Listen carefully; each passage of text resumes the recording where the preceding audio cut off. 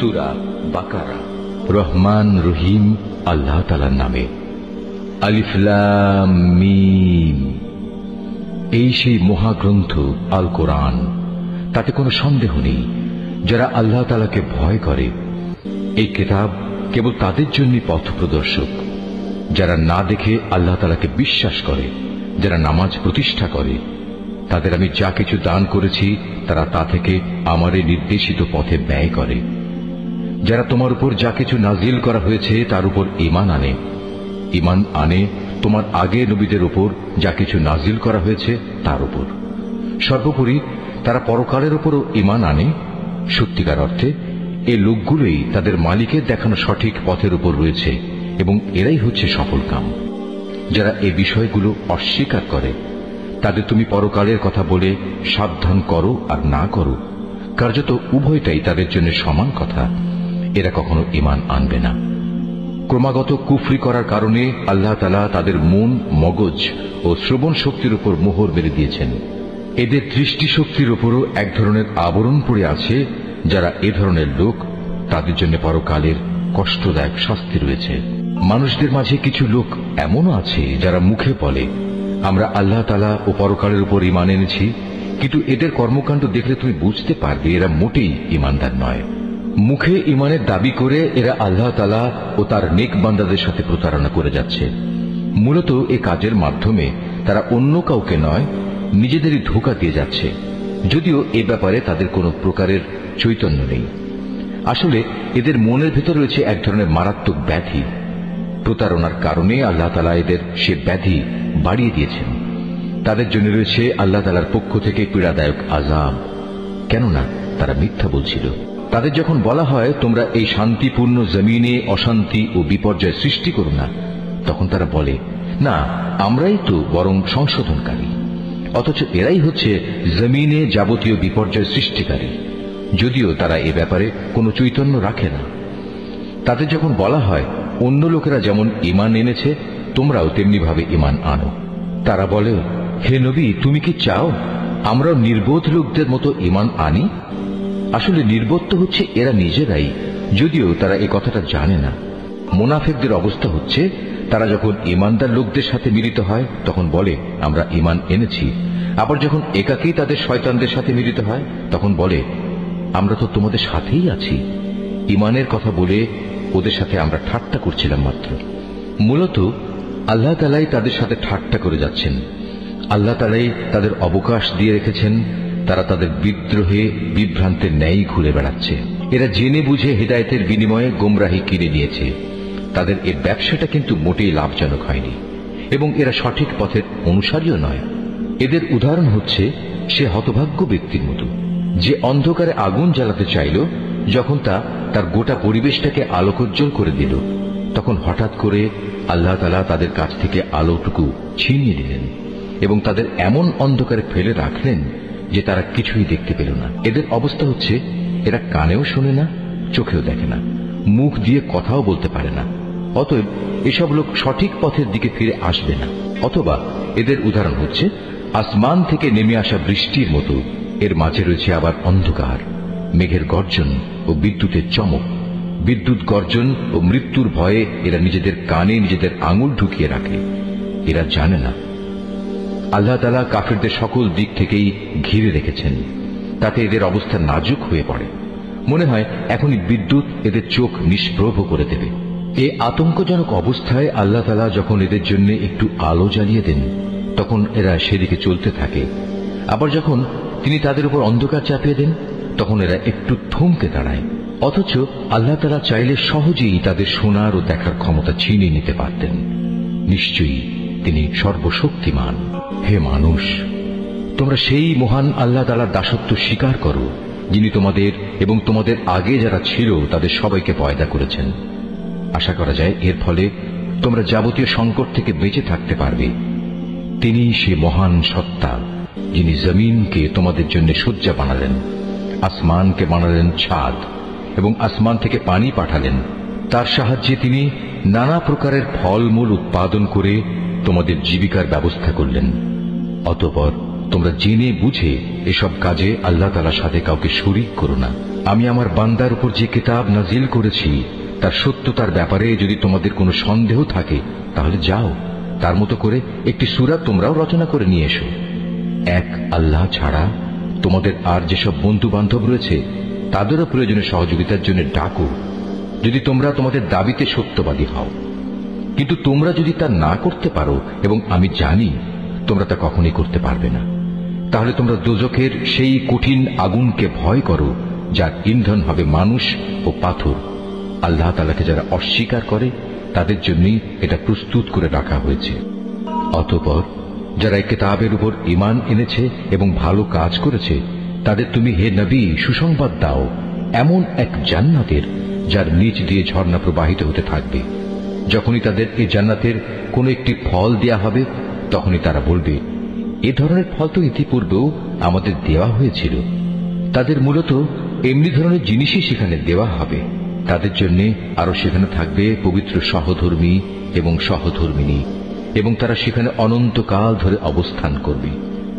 সত্য প্রমাণের জন্য আল্লাহ তাআলা মশা কিংবা তার চাইতে উপরে যা কিছু আছে তার উদাহরণ দিতেও লজ্জাবোধ করেন না।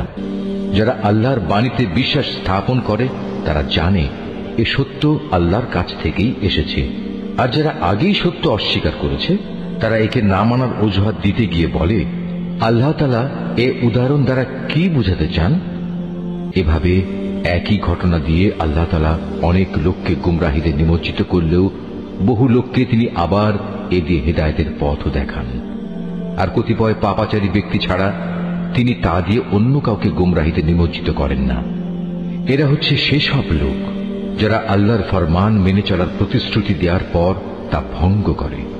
ব্যক্তি ও সমাজ জীবনে আল্লাহ তাআলা যেসব সম্পর্কের ভিত মজবুত করতে বলেছেন তা তারা ছিন্ন করে। সর্বোপরি জমিনে অহেতুক বিপর্যয় সৃষ্টি করে। এরাই হচ্ছে আসল ক্ষতিগ্রস্ত। তোমরা আল্লাহকে কিভাবে অস্বীকার করবে?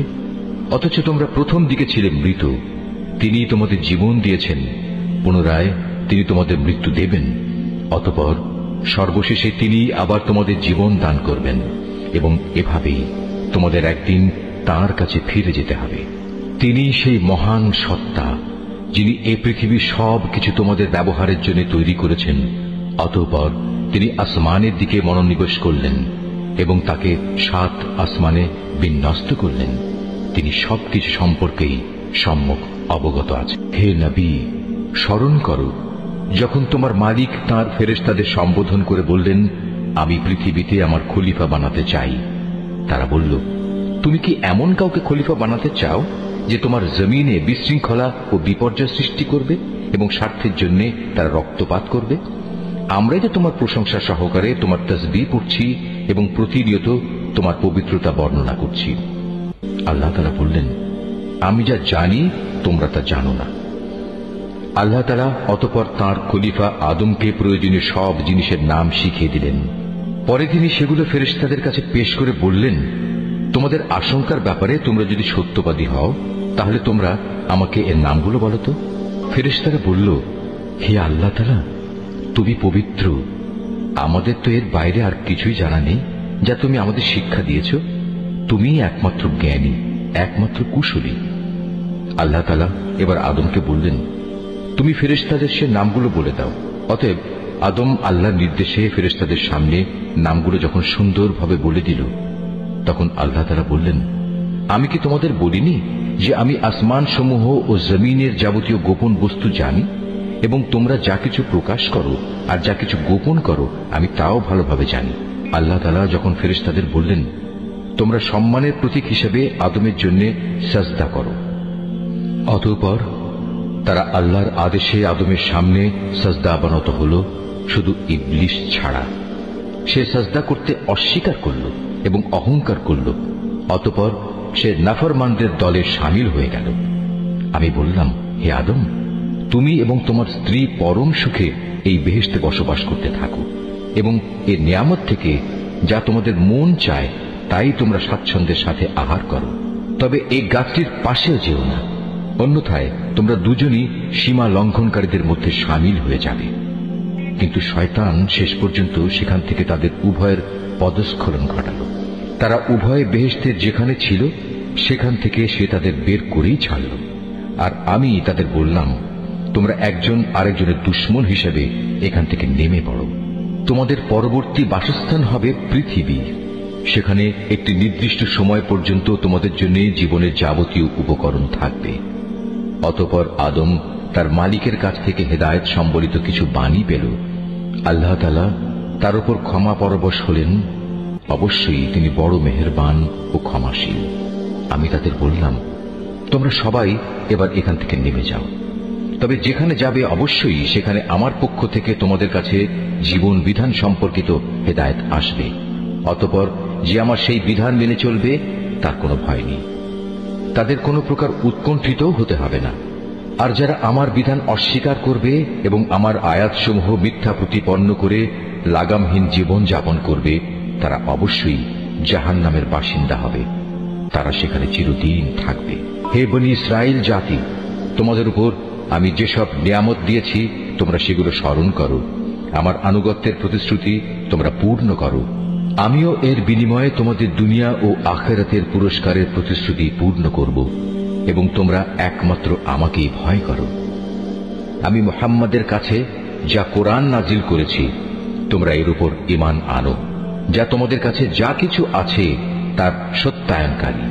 তোমরা কিছুতেই এর প্রথম অস্বীকারী হইও না এবং বৈষয়িক স্বার্থে সামান্য মূল্যে আমার আয়াত বিক্রি করো না, এবং তোমরা শুধু আমাকেই ভয় করো। তোমরা মিথ্যা দিয়ে সত্যকে পোশাক পরিয়ে দিও না এবং সত্যকে জেনে বুঝে লুকিয়েও রেখো না। তোমরা নামাজ প্রতিষ্ঠা করো, যাকাত আদায় করো। যারা আমার সামনে অবনত হয় তাদের সাথে মিলে তোমরাও আমার আনুগত্য স্বীকার করো। তোমরা কি মানুষদের ভালো কাজের আদেশ করো এবং নিজেদের জীবনে তা বাস্তবায়নের কথা ভুলে যাও? অথচ তোমরা সবাই আল্লাহর কেতাব পড়ো, কিন্তু কেতাবের এ কথা তোমরা কি বোঝো না? হে ঈমানদার ব্যক্তিরা, তোমরা সবর ও নামাজের মাধ্যমে আল্লাহর কাছে সাহায্য চাও। যাবতীয় হক আদায় করে নামাজ প্রতিষ্ঠা করা অবশ্যই একটা কঠিন কাজ, কিন্তু যারা আল্লাহকে ভয় করে তাদের কথা আলাদা। যারা জানে একদিন তাদের সবাইকে তাদের মালিকের সামনাসামনি হতে হবে এবং তাদের সবাইকে তার কাছে ফিরে যেতে হবে, তার জন্য এটা কঠিন কিছু নয়। হে বনী ইসরাইল জাতি, তোমরা আমার সেই নিয়ামতের কথা স্মরণ করো যা আমি তোমাদের দান করেছি। আমার সেই নিয়ামতের মধ্যে একটি ছিল আমি তোমাদের সৃষ্টিকুলের উপর প্রাধান্য দিয়েছিলাম। হে ঈমানদার ব্যক্তিরা, তোমরা সেই দিনটিকে ভয় করো যেদিন একজন আরেকজনের কোনোই কাজে আসবে না। একজনের কাছ থেকে আরেকজনের পক্ষে কোনো সুপারিশও সেদিন গ্রহণ করা হবে না, এবং কারো কাছ থেকে মুক্তিপণ নেয়া কিংবা তা নিয়ে কাউকে ছেড়ে দেয়া হবে না, না তাদের সেদিন কোন রকম সাহায্য করা হবে। স্মরণ করো যখন আমি তোমাদের ফেরাউনের লোকদের গোলামি থেকে মুক্তি দিয়েছিলাম। তারা তোমাদের উপর ভীষণ অত্যাচার করত। তারা নিকৃষ্ট ধরনের শাস্তি দ্বারা তোমাদের যন্ত্রণা দিত। তারা তোমাদের পুত্র সন্তানদের হত্যা করত এবং তোমাদের মেয়েদের তারা জীবিত রেখে দিত। তোমাদের মালিকের পক্ষ থেকে এতে তোমাদের জন্য বড় একটা পরীক্ষা নিহিত ছিল। আরো স্মরণ করো যখন আমি তোমাদের জন্য সমুদ্রকে দ্বিধা বিভক্ত করে দিয়েছিলাম। অতঃপর আমি তোমাদের সমূহ মৃত্যুর হাত থেকে বাঁচিয়ে দিয়েছিলাম এবং আমি ফেরাউন ও তার দলবলকে সমুদ্রে ডুবিয়ে দিয়েছিলাম, আর তোমরা তা তো নিজেরাই প্রত্যক্ষ করেছিলে। আরো স্মরণ করো যখন মূসাকে আমি বিশেষ একটি কাজে 40 রাত নির্ধারণ করে দিলাম।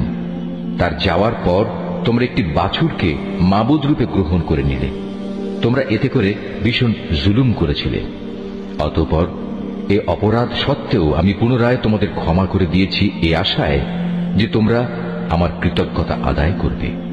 সে কথাও স্মরণ করো যখন আমি মূসাকে কেতাব ও ন্যায় অন্যায়ের পরককারী একটি মানদণ্ড দান করেছি, যাতে করে তোমরা হেদায়েতের পথে চলতে পারো। আরো স্মরণ করো মূসা যখন তার নিজ লোকদের কাছে এসে বলল, হে আমার জাতি, তোমরা আমার অবর্তমানে বাছুরকে মাবুদ হিসেবে গ্রহণ করে যে বড় রকমের জুলুম করেছ, তার জন্য অবিলম্বে আল্লাহর দরবারে তওবা করো এবং তোমরা তোমাদের নিজেদের শিরকে অভিশপ্ত নফস সমূহকে হত্যা করো। এর মাঝেই আল্লাহর কাছে তোমাদের জন্য কল্যাণ রয়েছে। অতঃপর আল্লাহ তাআলা তোমাদের উপর ক্ষমা পরবশ হবেন, কারণ তিনি বড়ই ক্ষমাশীল ও অনুগ্রহকারী। তোমরা যখন বলেছিলে, হে মূসা, আমরা আল্লাহকে প্রত্যক্ষভাবে না দেখলে কখনো তার উপর ঈমান আনব না।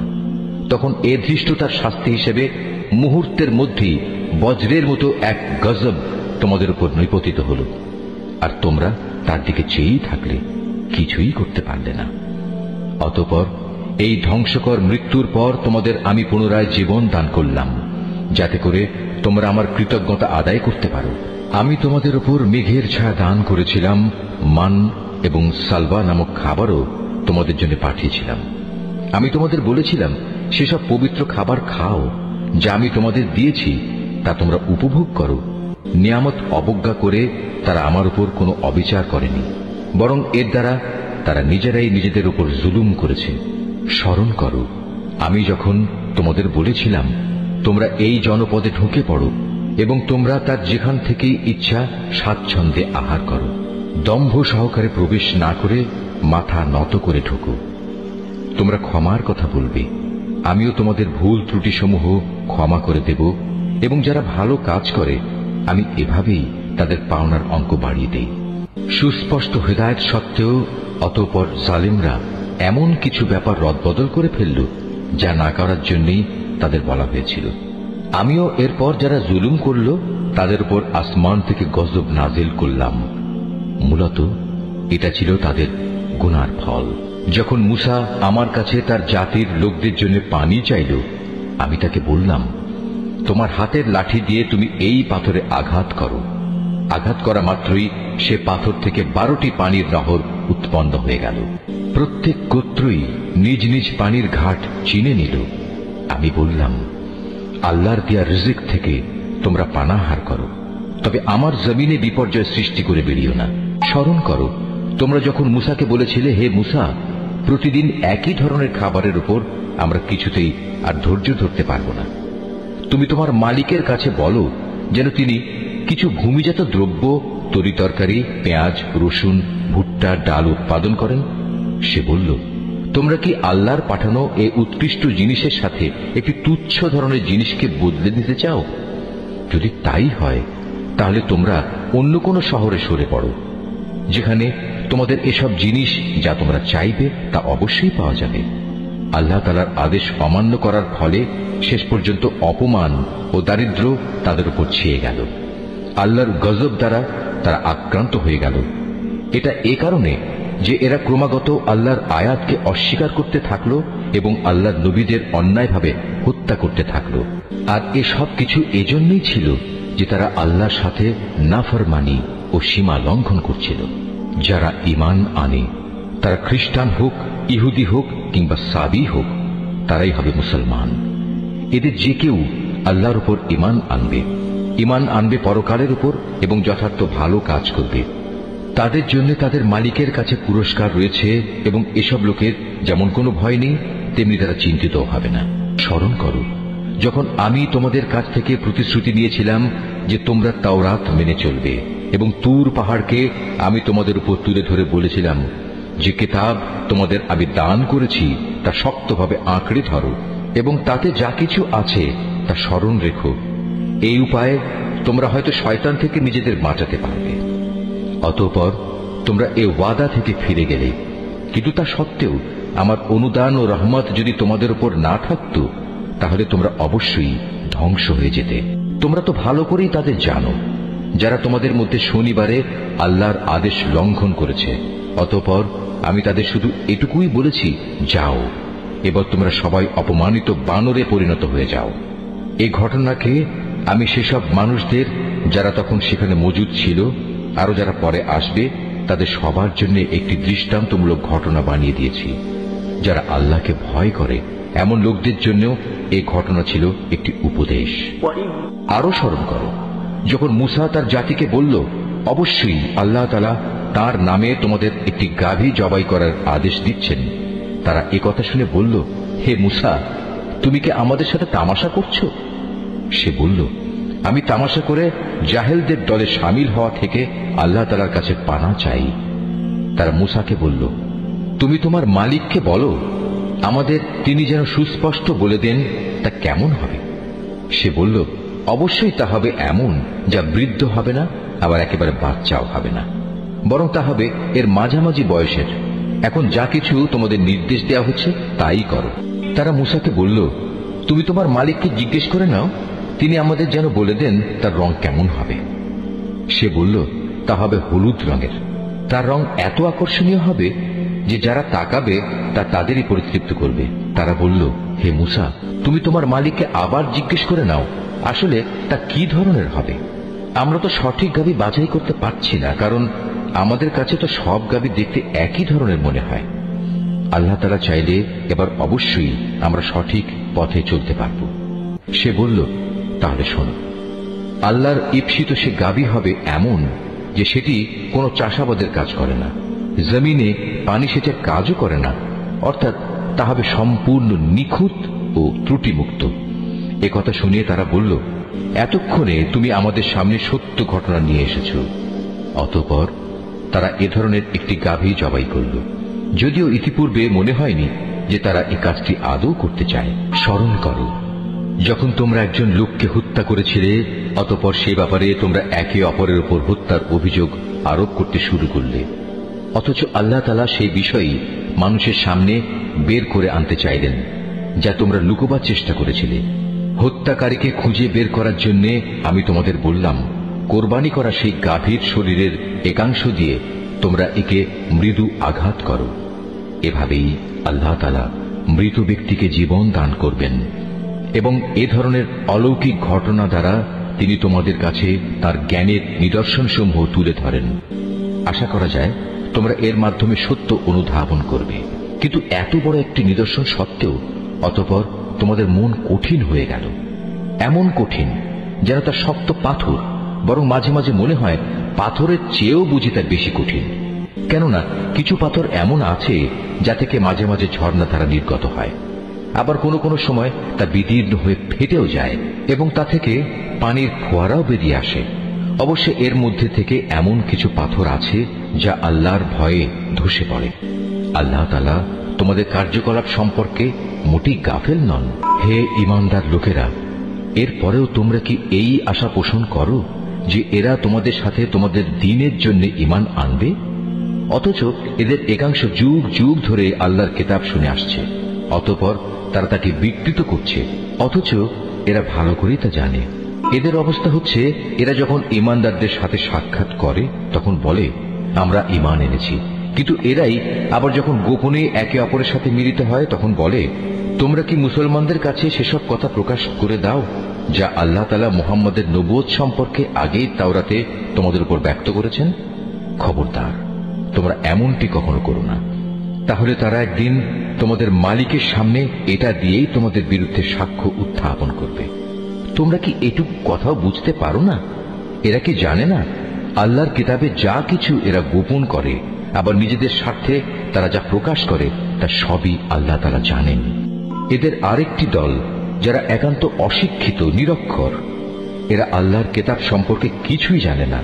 আল্লাহর কিতাব যেন এদের কাছে একটি নিছক ধ্যান ধারণা সর্বস্ব পুস্তক মাত্র। এরা শুধু অমূলক ধারণাই করে থাকে। সেসব লোকের জন্য ধ্বংস অনিবার্য যারা হাত দিয়ে কিতাব লিখে নেয়, তারপর দুনিয়ার সামনে বলে এগুলো হচ্ছে আল্লাহ তাআলার পক্ষ থেকে অবতীর্ণ শরীয়তের বিধান। তাদের উদ্দেশ্য হচ্ছে যেন তা দিয়ে দুনিয়ার কিছু স্বার্থ তারা কিনে নিতে পারে। অতঃপর তাদের হাত যা কিছু রচনা করেছে তার জন্য তাদের ধ্বংস ও দুর্ভোগ, যা কিছু তারা উপার্জন করেছে তার জন্য তাদের দুর্ভোগ। এসব নির্বোধ লোকেরা বলে, জাহান্নামের আগুন কখনোই আমাদের স্পর্শ করবে না, একান্ত যদি করেও তা হবে নির্দিষ্ট কয়েকটা দিনের জন্য মাত্র। হে নবী, তুমি তাদের বলো, তোমরা কি আল্লাহর কাছ থেকে এমন কোন প্রতিশ্রুতি আদায় করে নিয়েছ? আল্লাহ তাআলা তো কখনো তার প্রতিশ্রুতি ভঙ্গ করেন না। না তোমরা জেনে বুঝেই আল্লাহ তাআলা সম্পর্কে এমন সব কথা বলে বেড়াচ্ছ যা তোমরা নিজেরাই জানো না। হ্যাঁ, যে কোনো ব্যক্তি স্বেচ্ছায় অপরাধ করেছে এবং যাকে তার পাপ ঘিরে রেখেছে, এমন লোকেরাই হচ্ছে জাহান্নামের অধিবাসী এবং সেখানে তারা চিরদিন অবস্থান করবে। আবার যারাই আল্লাহর উপর ঈমান আনবে এবং ভালো কাজ করবে তারা বেহেশতবাসী হবে, তারা সেখানে চিরদিন থাকবে।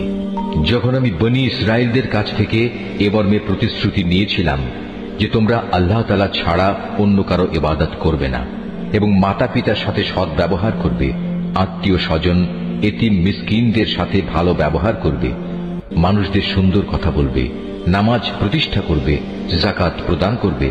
কিন্তু এ সত্ত্বেও তোমাদের মধ্যে সামান্য কিছু সংখ্যক লোক ছাড়া অধিকাংশই অতঃপর সেদিন ফিরে গেছ। এভাবেই তোমরা প্রতিশ্রুতি থেকে মুখ ফিরিয়ে নিয়েছিলে। তোমাদের কাছ থেকে আমি এ প্রতিশ্রুতিও নিয়েছিলাম যে তোমরা কেউ কারো রক্তপাত করবে না এবং নিজেদের লোকদের তাদের ঘর বাড়ি থেকে উচ্ছেদ করবে না। অতঃপর তোমরা তা স্বীকার করে নিয়েছিলে। তোমরা তো নিজেরাই এ সাক্ষ্য দিচ্ছ। তারপর এই তো হচ্ছে, তোমরা একে অপরকে তোমরা হত্যা করতে লাগলে। তোমাদের এক দলকে তোমরা তাদের ভিটে মাটি থেকে বিতাড়িত করে দিতে লাগলে। অন্যায় এবং জুলুম দ্বারা জালেমদের তোমরা তাদের উপর পৃষ্ঠপোষকতা করতে থাকলে। শুধু তাই নয়, কোন লোক যুদ্ধবন্দী হয়ে তোমাদের কাছে এলে তোমরা তাদের জন্য মুক্তিপণ দাবি করো, অথচ তাদের ঘরবাড়ি থেকে উচ্ছেদ করাটাই ছিল তোমাদের উপর অবৈধ কাজ এবং আল্লাহ তাআলাকে দেয়া প্রতিশ্রুতির লঙ্ঘন। তোমরা কি তাহলে আল্লাহর কিতাবের একাংশ বিশ্বাস করো এবং আরেক অংশ অবিশ্বাস করো?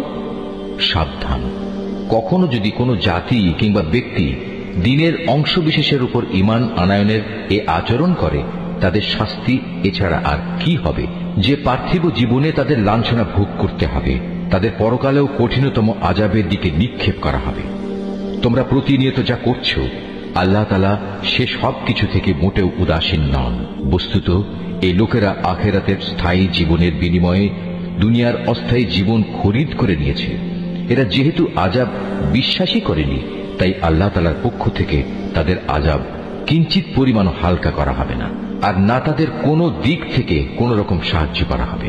আমি মূসাকে কিতাব দিয়েছি, তারপর একে একে আমি আরো অনেক নবী পাঠিয়েছি এবং বাপ ছাড়া সন্তান পয়দা হওয়ার মতো সুস্পষ্ট নিদর্শন দিয়ে আমি মরিয়ম পুত্র ঈসাকে পাঠিয়েছি এবং আমার পাঠানো বাণী ও পবিত্র আত্মার মাধ্যমে তাকে আমি সাহায্য করেছি। অথচ যখনই তোমাদের কাছে আল্লাহর কোন নবী আসত, তোমাদের মনোপুত না হলে তোমরা অহংকারের বশবর্তী হয়ে তাদের অস্বীকার করেছ।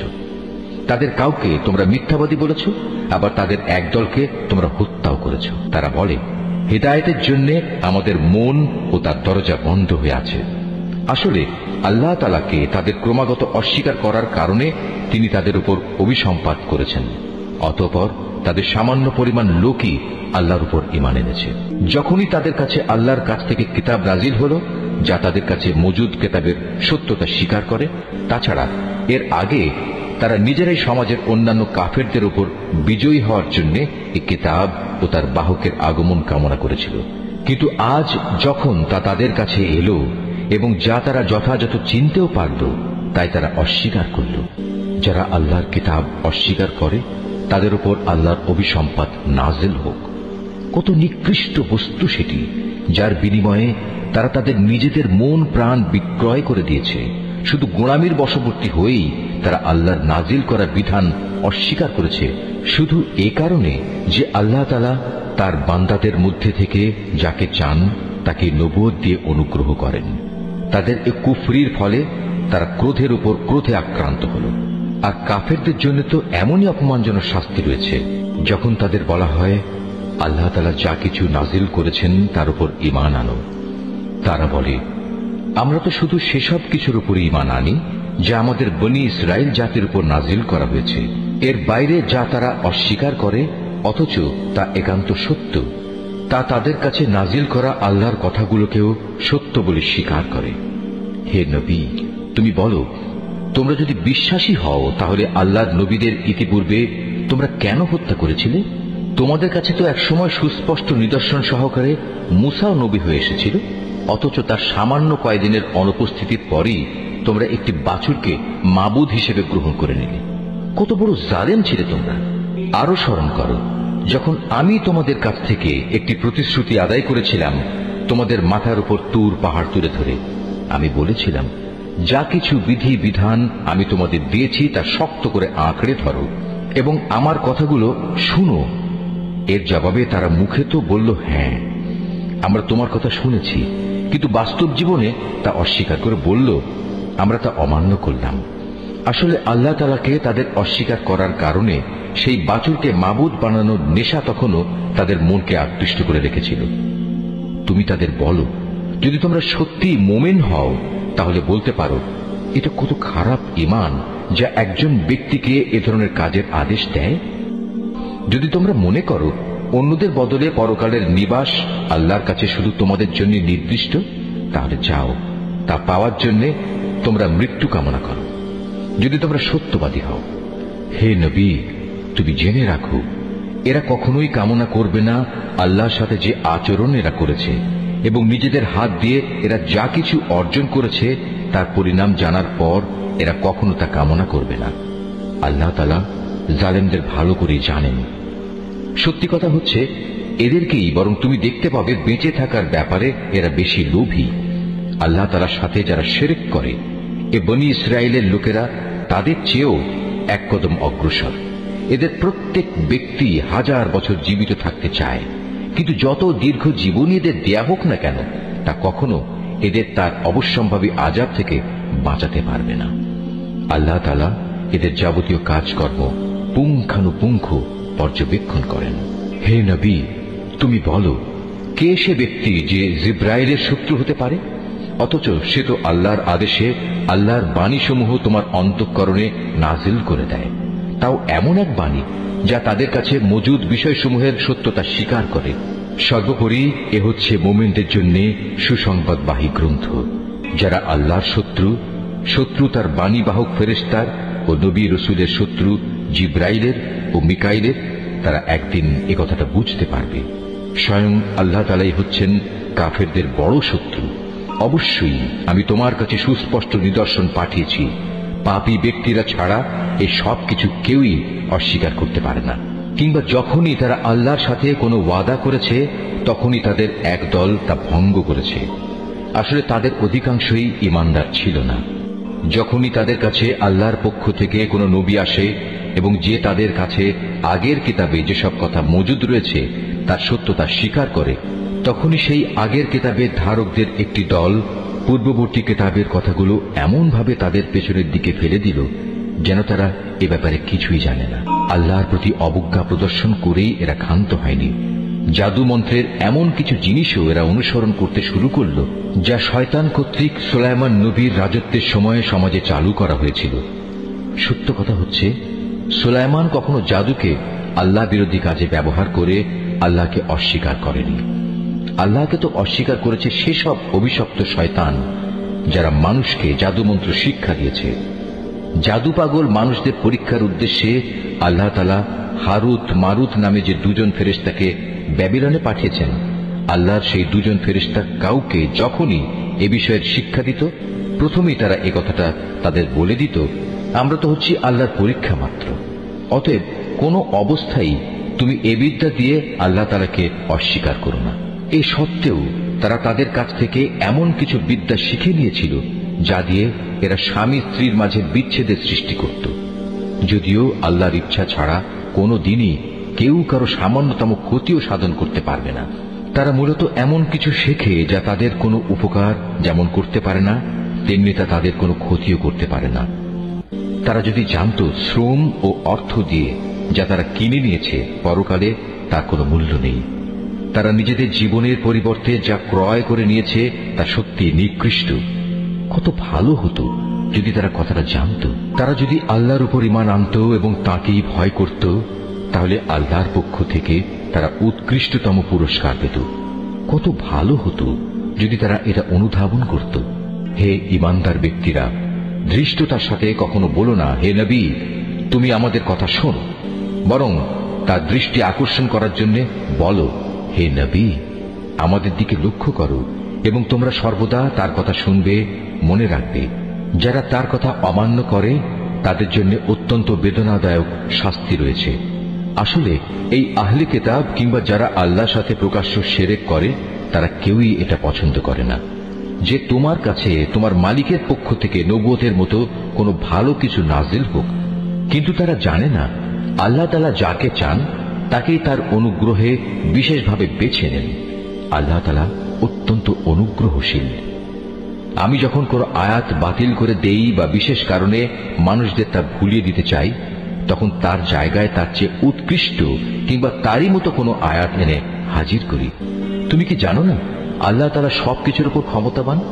তুমি কি জানো না আসমান সমূহ ও জমিনের সার্বভৌমত্ব একমাত্র আল্লাহ তাআলার জন্য নির্দিষ্ট? তিনি ছাড়া তোমাদের কোনো বন্ধু নেই, কোনো সাহায্যকারীও নেই।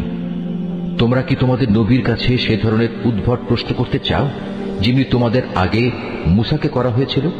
কেউ যদি ঈমানকে কুফরির সাথে বদল করে নেয়, অবশ্যই সে ব্যক্তি সোজা পথ থেকে গোমরা হয়ে যাবে। আহলে কিতাবদের অনেকেই বিদ্বেষের কারণে চাইবে যেভাবেই হোক তোমাদের ঈমানের আলোর বদলে আবার সেই কুফরির অন্ধকারে ফিরিয়ে নিতে। এমনকি সত্য তাদের কাছে স্পষ্ট হয়ে যাওয়ার পরও তারা এ পথ থেকে বিরত হবে না। অতএব তাদের ব্যাপারে আল্লাহর সিদ্ধান্ত আসা পর্যন্ত তোমরা ক্ষমার নীতি অবলম্বন করো এবং তাদের সাথে ভালো ব্যবহার করো। আল্লাহ তাআলা সব কিছুর উপর অবশ্যই ক্ষমতাশালী। তোমরা নামাজ প্রতিষ্ঠা করো এবং যাকাত আদায় করো। এর মাধ্যমে যেসব নেকি তোমরা আল্লাহর কাছে অগ্রিম পাঠাবে তার কাছে এর সবই তোমরা মজুদ পাবে। তোমরা যা কিছুই করো আল্লাহ তাআলা অবশ্যই এর সব কিছু দেখতে পান। তারা বলে, ইহুদি ও খ্রিস্টান ছাড়া আর কেউই বেহেশতে যাবে না। আসলে এটা হচ্ছে তাদের মিথ্যা কল্পনা। তুমি হে নবী বলো, যদি তোমরা সত্যবাদী হও তাহলে তোমাদের দলিল প্রমাণ নিয়ে এসো।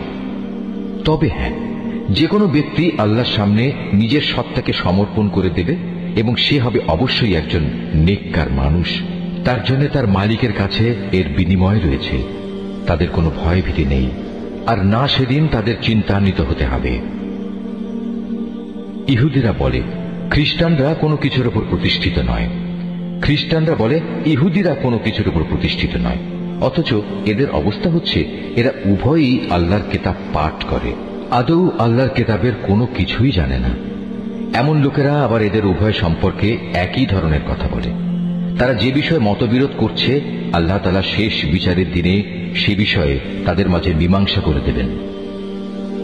সে ব্যক্তির চেয়ে বড় জালেম আর কে আছে যে ব্যক্তি আল্লাহর ঘর মসজিদে তার নাম স্মরণ করতে বাধা দেয় এবং তার ধ্বংস সাধনে সচেষ্ট হয়। এ ধরনের লোকদের বস্তুত তাতে ঢোকার কোনো যোগ্যতাই নেই। তবে একান্ত ভীত সন্ত্রস্তভাবে ঢুকলে তা ভিন্ন কথা। তাদের জন্য পৃথিবীতে যেমন অপমান লাঞ্ছনা রয়েছে, তেমনি রয়েছে পরকালে কঠিনতম শাস্তি। এরা কেবলা বদলের ব্যাপারেও মতবিরোধ করেছিল, অথচ পূর্ব পশ্চিম সবই তো আল্লাহ তাআলার। তাছাড়া তোমরা যেদিকেই মুখ ফিরাবে সেদিকেই তো আল্লাহ তাআলা রয়েছেন। আল্লাহ তাআলা সর্বব্যাপী এবং জ্ঞানী। খ্রিস্টান লোকেরা বলে আল্লাহ তাআলা অমুককে নিজের সন্তান রূপে গ্রহণ করেছেন, অথচ যাবতীয় পবিত্রতা একান্তভাবে তাঁর। তিনি এ সব কিছুর অনেক ঊর্ধ্বে। আসমান সমূহ ও জমিনের সব কিছুই তাঁর জন্যে। এর প্রতিটি বস্তুই তার একান্ত অনুগত। বরং আসমান সমূহ ও জমিনের তিনি স্রষ্টা। যখন তিনি কোনো একটি বিষয়ের সিদ্ধান্ত করেন সে ব্যাপারে শুধু এটুকুই বলেন, হও, আর সাথে সাথেই তা হয়ে যায়। যারা সঠিক কথা জানে না তারা বলে আল্লাহ তাআলা নিজে আমাদের সাথে কথা বলেন না কেন, অথবা এমন কোন নিদর্শন আমাদের কাছে কেন পাঠান না যার মাধ্যমে আমরা তাকে দেখতে পাব। এদের আগের লোকেরাও এদের মতো করেই কথা বলতো। এদের সবার মন আসলে একই ধরনের।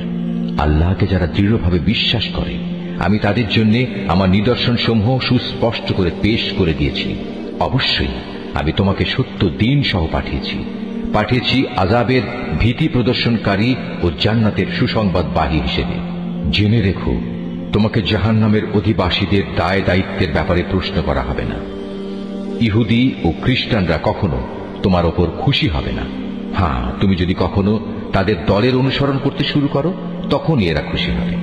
তুমি তাদের বলে দাও আল্লাহ তাআলার হেদায়েতই হচ্ছে একমাত্র পথ। সাবধান, তোমার কাছে সঠিক জ্ঞান আসার পরও যদি তুমি তাদের ইচ্ছানুসারে চলতে থাকো তাহলে আল্লাহ তাআলা ছাড়া তুমি কোনো বন্ধু ও সাহায্যকারী পাবে না। আহলে কিতাবদের মাঝে এমন কিছু লোক আছে যারা এ কোরআনকে যেভাবে নিষ্ঠার সাথে পড়া দরকার সেভাবেই পড়ে। তারা তার উপর ঈমানও আনে। যারা একে অস্বীকার করে তারাই হচ্ছে ক্ষতিগ্রস্ত লোক। হে বনী ইসরাইল জাতি, তোমরা আমার সে নিয়ামত স্মরণ করো যা আমি তোমাদের দান করেছি। সে নিয়ামতের অংশ হিসেবে আমি তোমাদের দুনিয়ার অন্যান্য জাতির উপর শ্রেষ্ঠত্ব দান করেছি। তোমরা সেই দিনটিকে ভয় করো যেদিন একজন মানুষ আরেকজনের কোনোই কাজে আসবে না। সেদিন তার কাছ থেকে কোন রকম বিনিময়ও নেওয়া হবে না। আবার একের পক্ষে অন্যের সুপারিশও সেদিন কোনো উপকারে আসবে না। সেদিন এসব লোকদের কোন রকম সাহায্যও করা হবে না। আরো স্মরণ করো যখন ইব্রাহিমকে তার রব কতিপয় বিষয়ে তার আনুগত্যের পরীক্ষা নিলেন, অতঃপর তা পুরোপুরি সে আদায় করল। আল্লাহ তাআলা বললেন, এবার আমি তোমাকে মানব জাতির জন্য নেতা বানাতে চাই। সে বলল, আমার ভবিষ্যৎ বংশধররাও কি নেতা হিসেবে বিবেচিত হবে? আল্লাহ তাআলা বললেন, আমার প্রতিশ্রুতি জালেমদের কাছে পৌঁছবে না। স্মরণ করো আমি যখন মানুষদের মিলনস্থল ও নিরাপত্তার কেন্দ্র হিসেবে এই কাবা ঘরটি নির্মাণ করেছিলাম, আমি তাদের আদেশ দিয়েছিলাম, তোমরা ইব্রাহিমের দাঁড়ানোর স্থানটিকে নামাজের স্থান হিসেবে গ্রহণ করো। আমি ইব্রাহিম ও ইসমাইলকে আদেশ দিয়েছিলাম যেন তারা আমার ঘর কাবাকে হজ ও ওমরার তাওয়াফকারীদের জন্য, আল্লাহর ইবাদতে আত্মনিয়োগকারীদের জন্য, সর্বোপরি তার নামে রুকু সেজদাকারীদের জন্য পবিত্র করে রাখে। ইব্রাহিম যখন বলেছিল, হে মালিক, এ শহরকে তুমি শান্তি ও নিরাপত্তার শহর বানিয়ে দাও এবং এখানকার অধিবাসীদের মাঝে যে ব্যক্তি আল্লাহ তাআলা এবং পরকালে বিশ্বাস করে তুমি তাদের ফলমূল দিয়ে আহারের যোগান দাও।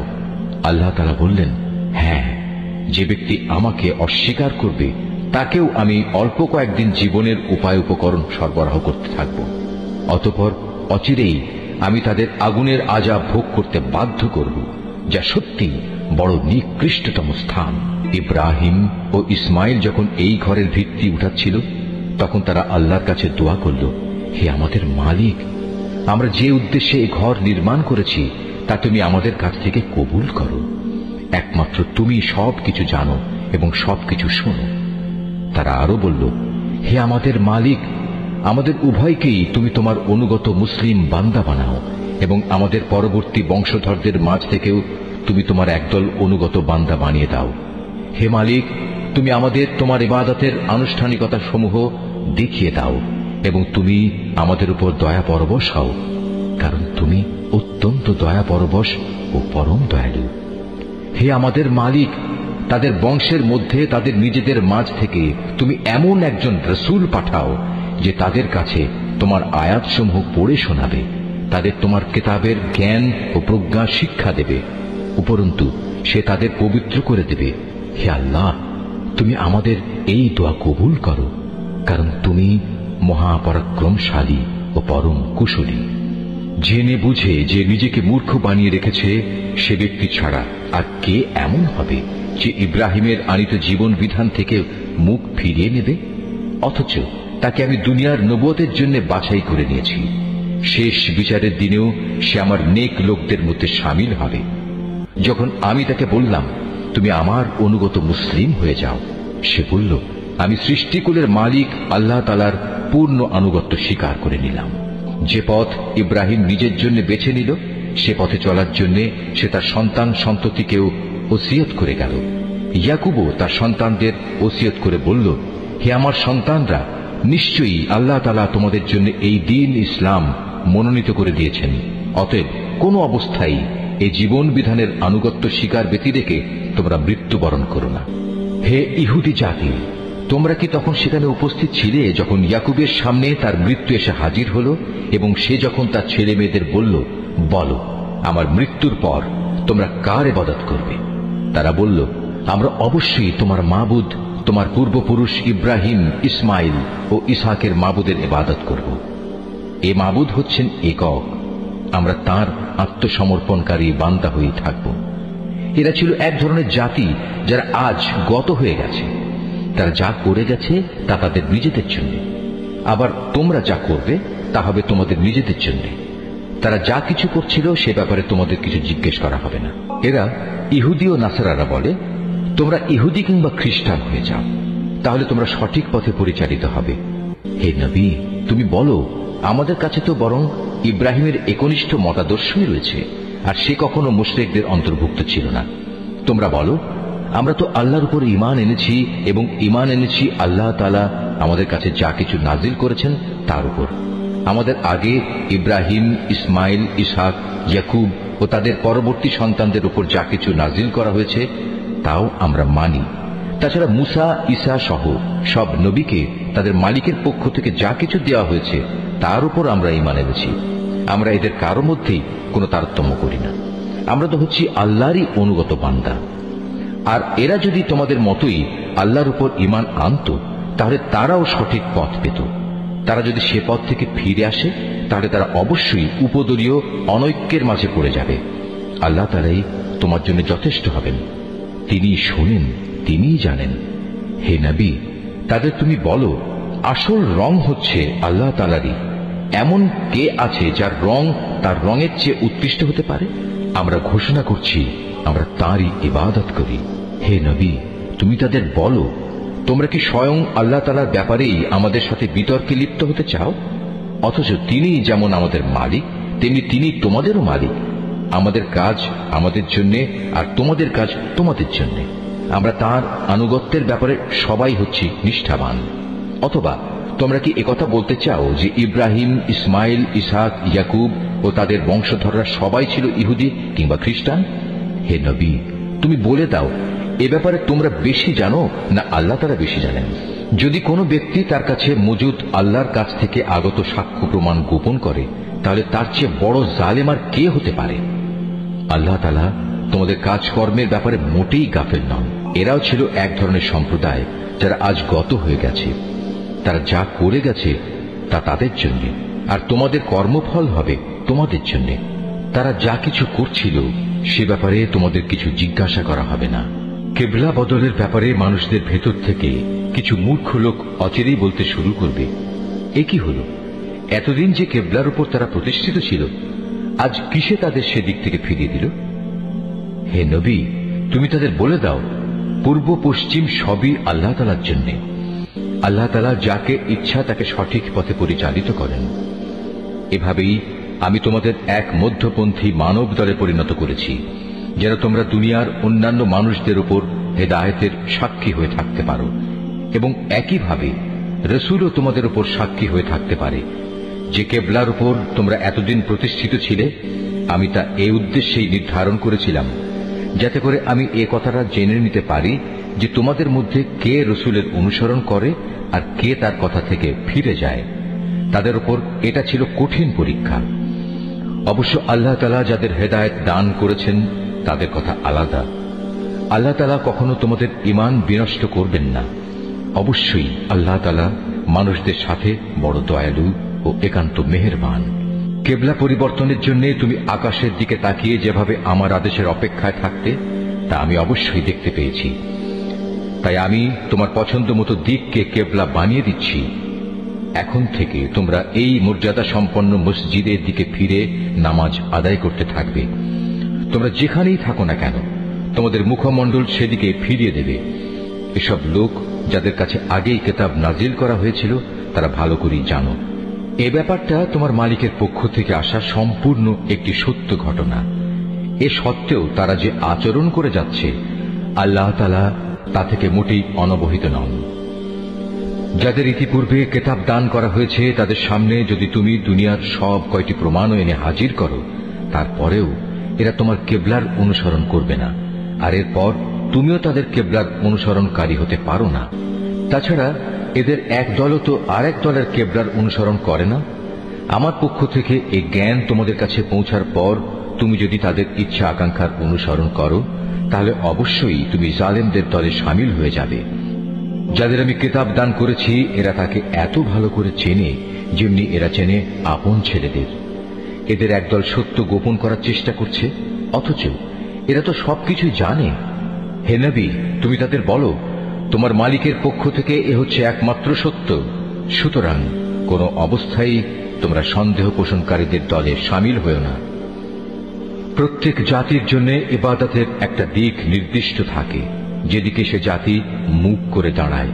অতএব তোমরা আসল কল্যাণের দিকে অগ্রসর হবার কাজে একে অপরের সাথে প্রতিযোগিতা করো।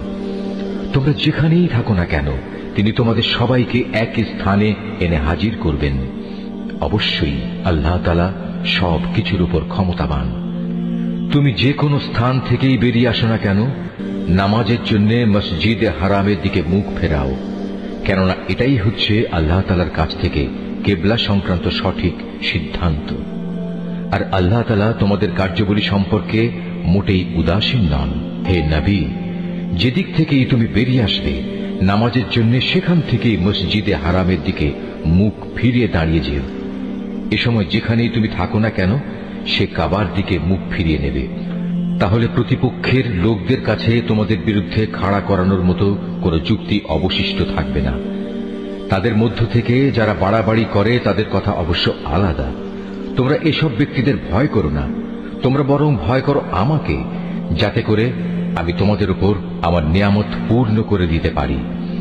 এর ফলে তোমরাও সঠিক পথের সন্ধান পেতে পারো। এই সঠিক পথের সন্ধান দেওয়ার জন্যই আমি এভাবে তোমাদের কাছে, তোমাদের মাঝ থেকেই একজনকে রসূল করে পাঠিয়েছি, যে ব্যক্তি প্রথমত তোমাদের কাছে আমার আয়াত পড়ে শোনাবে, দ্বিতীয়ত সে তোমাদের জীবন পরিশুদ্ধ করে দেবে, এবং তৃতীয়ত সে তোমাদের আমার কিতাব ও তার অন্তর্নিহিত জ্ঞান শিক্ষা দেবে। সর্বোপরি সে তোমাদের এমন বিষয়সমূহের জ্ঞান দান করবে যা তোমরা কখনো জানতে না। অতএব এসব অনুগ্রহের জন্য তোমরা আমাকেই স্মরণ করো, তাহলে আমিও তোমাদের স্মরণ করব। তোমরা আমার কৃতজ্ঞতা আদায় করো এবং কখনো তোমরা আমার অকৃতজ্ঞ হইও না। হে মানুষ, তোমরা যারা ঈমান এনেছ, পরম ধৈর্য ও খালেস নামাজের মাধ্যমে তোমরা আমার কাছে সাহায্য প্রার্থনা করো। অবশ্যই আল্লাহ তাআলা ধৈর্যশীল মানুষদের সাথে আছেন। যারা আল্লাহ তাআলার পথে নিহত হয়েছে তাদের তোমরা কখনো মৃত বলো না, বরং তারাই হচ্ছে আসল জীবিত মানুষ। কিন্তু এই বিষয়টির কিছুই তোমরা জানো না। আমি অবশ্যই ঈমানের দাবিতে তোমাদের পরীক্ষা করব। কখনো ভয় ভীতি, কখনো ক্ষুধা অনাহার, কখনো তোমাদের জান মাল ও ফসল আদির ক্ষতি সাধন করে তোমাদের পরীক্ষা করা হবে। যারা ধৈর্যের সাথে এর মোকাবেলা করে, তুমি সেই ধৈর্যশীলদের আমার নিয়ামতের সুসংবাদ দান করো। যখনই তাদের সামনে কোনো পরীক্ষা এসে হাজির হয়, তখনই তারা বলে, আমরা তো আল্লাহর জন্যেই, আমাদের তো একদিন আল্লাহর কাছেই ফিরে যেতে হবে। বস্তুত এরা হচ্ছে সেসব ব্যক্তি যাদের উপর রয়েছে তাদের মালিকের পক্ষ থেকে অগণিত রহমত ও অপার করুণা, আর এরাই সঠিক পথ প্রাপ্ত।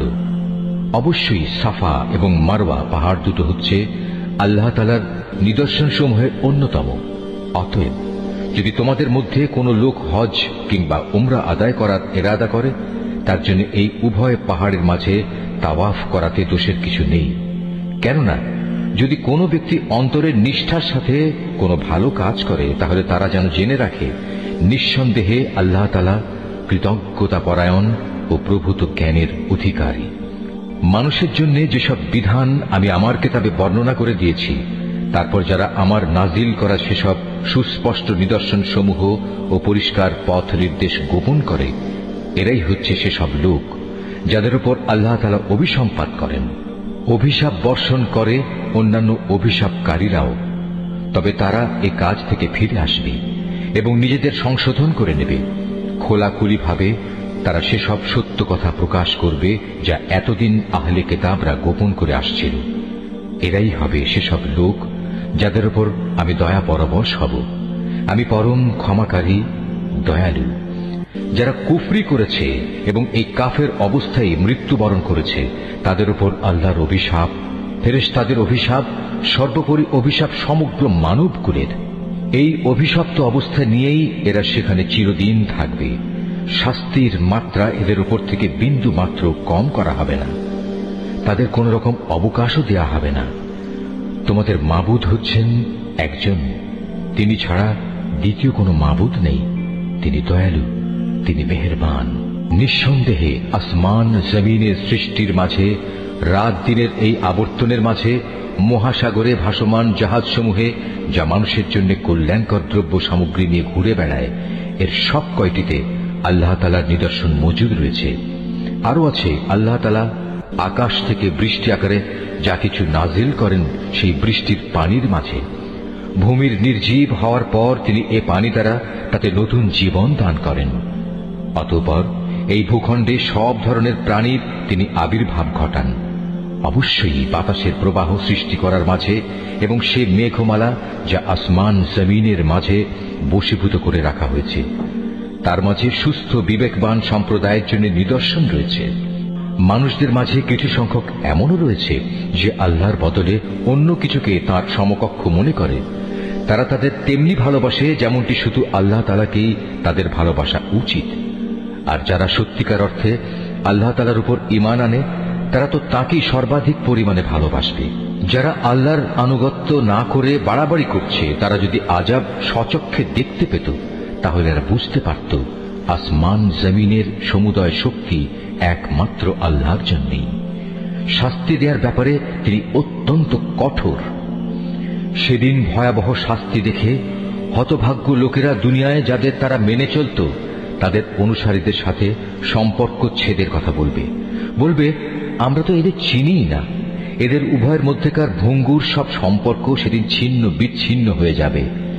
এ হতাশাগ্রস্ত অনুসারীরা সেদিন বলবে, আবার যদি একবার আমাদের জন্য পৃথিবীতে ফিরে যাবার সুযোগ থাকত তাহলে আজ যেমনি করে তারা আমাদের সাথে সম্পর্ক ছেদ করেছে আমরা সেখানে গিয়ে তাদের সাথে যাবতীয় সম্পর্ক ছেদ করে আসতাম। এভাবেই আল্লাহ তাআলা তাদের সমগ্র জীবনের কর্মকাণ্ডগুলো তাদের সামনে একরাশ লজ্জা ও আক্ষেপ হিসেবে তুলে ধরবেন। তাদের জন্য যে জাহান্নাম নির্ধারিত হয়ে আছে এরা কখনো সেই জাহান্নাম থেকে বেরিয়ে আসতে পারবে না। হে মানুষ, তোমরা আল্লাহর জমিনে যা কিছু হালাল ও পবিত্র জিনিস আছে তা খাও এবং হালাল হারামের ব্যাপারে শয়তানের পদাঙ্ক অনুসরণ করো না, কেননা সে হচ্ছে তোমাদের খোলাখুলি দুশমন। শয়তানের কাজ হচ্ছে সে তোমাদের সব সময় পাপ ও অশ্লীল কাজের আদেশ দেয়, যাতে করে আল্লাহ তাআলার নামে তোমরা এমন সব কথা বলতে শুরু করো যা সম্পর্কে তোমরা কিছুই জানো না। তাদের যখন বলা হয় আল্লাহ তাআলা যা কিছু নাজিল করেছেন তোমরা তা মেনে চলো, তারা বলে আমরা তো শুধু সে পথেরই অনুসরণ করব যে পথের উপর আমরা আমাদের বাপ দাদাদের পেয়েছি। তাদের বাপ দাদারা যদি এ ব্যাপারে কোনো জ্ঞান বুদ্ধির পরিচয় নাও দিয়ে থাকে কিংবা তারা যদি হেদায়েত নাও পেয়ে থাকে তবু কি তারা তাদের অনুসরণ করবে? এভাবে যারা হেদায়েত অস্বীকার করে তাদের উদাহরণ হচ্ছে এমন কিছুর মতো যে তার পালের আরেকটি জন্তুকে যখন ডাক দেয় তখন পেছনের সেই পশুটি তার চিৎকার ও কান্নার আওয়াজ ছাড়া আর কিছুই শুনতে পায় না। মূলত এরা কানেও শুনে না, কথাও বলতে পারে না, চোখেও দেখে না। এ কারণে হেদায়েতের কথাও এরা বোঝে না। হে মানুষ, তোমরা যারা ঈমান এনেছ আমি যেসব পাক পবিত্র জিনিস তোমাদের দান করেছি নিঃসংকোচে তা তোমরা খাও এবং এই নিয়ামতের জন্য আল্লাহ তাআলার শুকর আদায় করো। অবশ্য যদি তোমরা হালাল হারামের ব্যাপারে একান্তভাবে শুধু তাঁরই দাসত্ব করো। অবশ্যই তিনি মৃত জন্তুর গোশত, সব ধরনের রক্ত ও শূকরের গোশত হারাম ঘোষণা করেছেন এবং এমন সব জন্তু হারাম করেছেন যা আল্লাহ তাআলা ছাড়া অন্য কারো নামে জবাই কিংবা উৎসর্গ করা হয়েছে। তবে সে ব্যক্তির কথা আলাদা যাকে এজন্য বাধ্য করা হয়েছে। যদি সে ব্যক্তি এমন হয় যে সে আল্লাহর আইনের সীমা লঙ্ঘনকারী হয় না, অথবা যেটুকু হলে জীবনটা বাঁচে তার চেয়ে বেশি ভোগ করে তাতে অভ্যস্ত হয়ে পড়ে না, তাহলে এই অপারগতার সময় হারাম খেলে তার উপর কোনো গুনাহ নেই। অবশ্যই আল্লাহ তাআলা ক্ষমাশীল, তিনি অনেক মেহেরবান।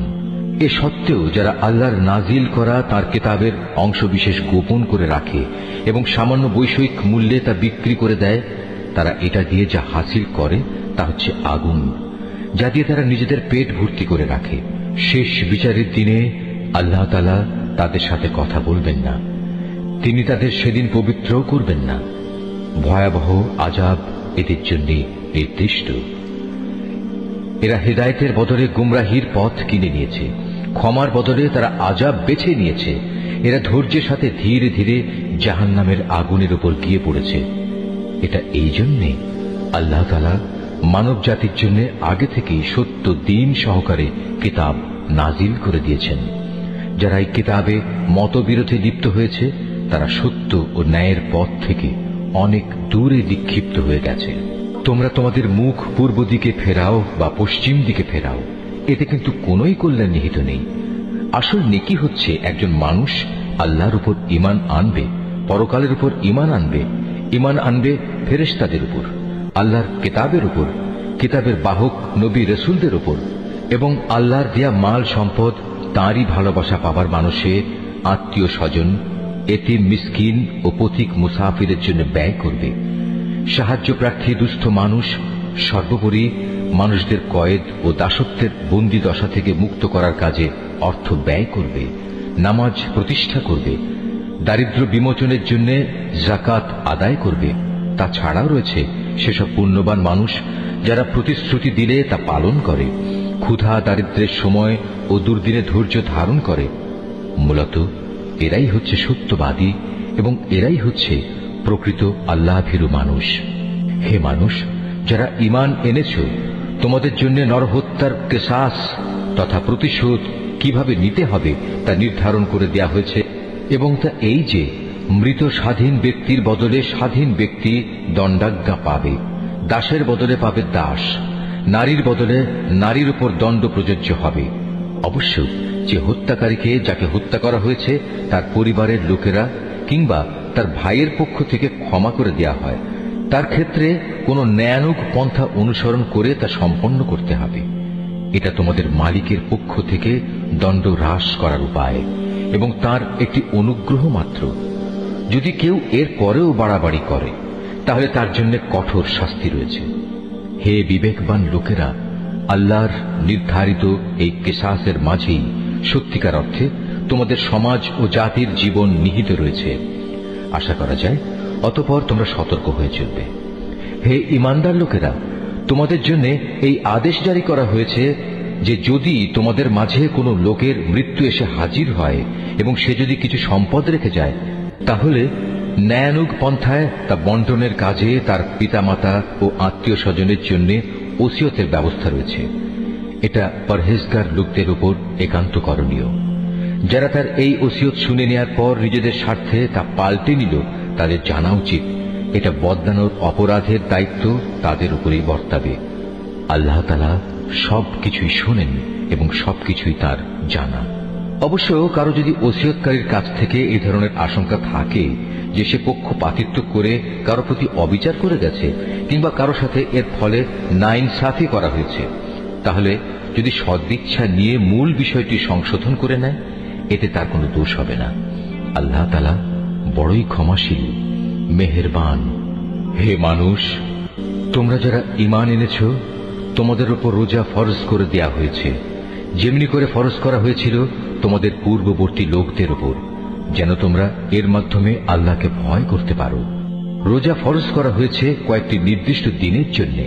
তারপরেও কেউ যদি সে দিনগুলোতে অসুস্থ হয়ে যায় কিংবা কেউ যদি তখন সফরে থাকে, সে ব্যক্তি সমপরিমাণ দিনের রোজা সুস্থ হয়ে গেলে অথবা সফর থেকে ফিরে এসে আদায় করে নেবে।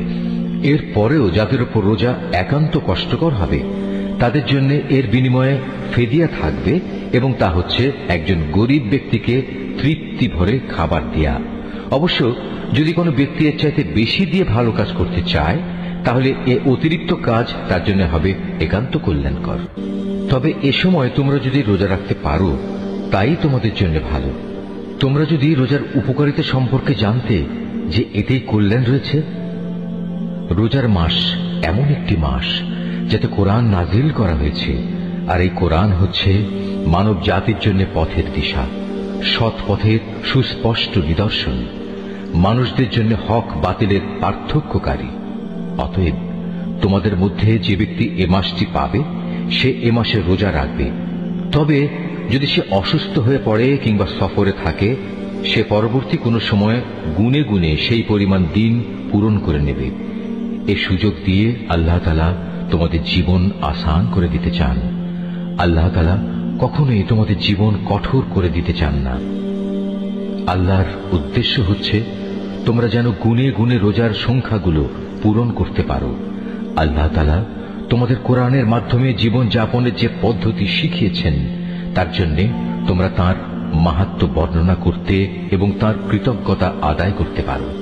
হে নবী, আমার কোনো বান্দা যখন তোমাকে আমার ব্যাপারে জিজ্ঞেস করে, তাকে তুমি বলে দিও, আমি তার একান্ত কাছেই আছি। আমি আহ্বানকারীর ডাকে সাড়া দিই যখন সে আমাকে ডাকে। তাই তাদের উচিত আমার আহ্বানে সাড়া দেয়া এবং সম্পূর্ণভাবে আমার উপরই ঈমান আনা। আশা করা যায় এতে করে তারা সঠিক পথের সন্ধান পাবে।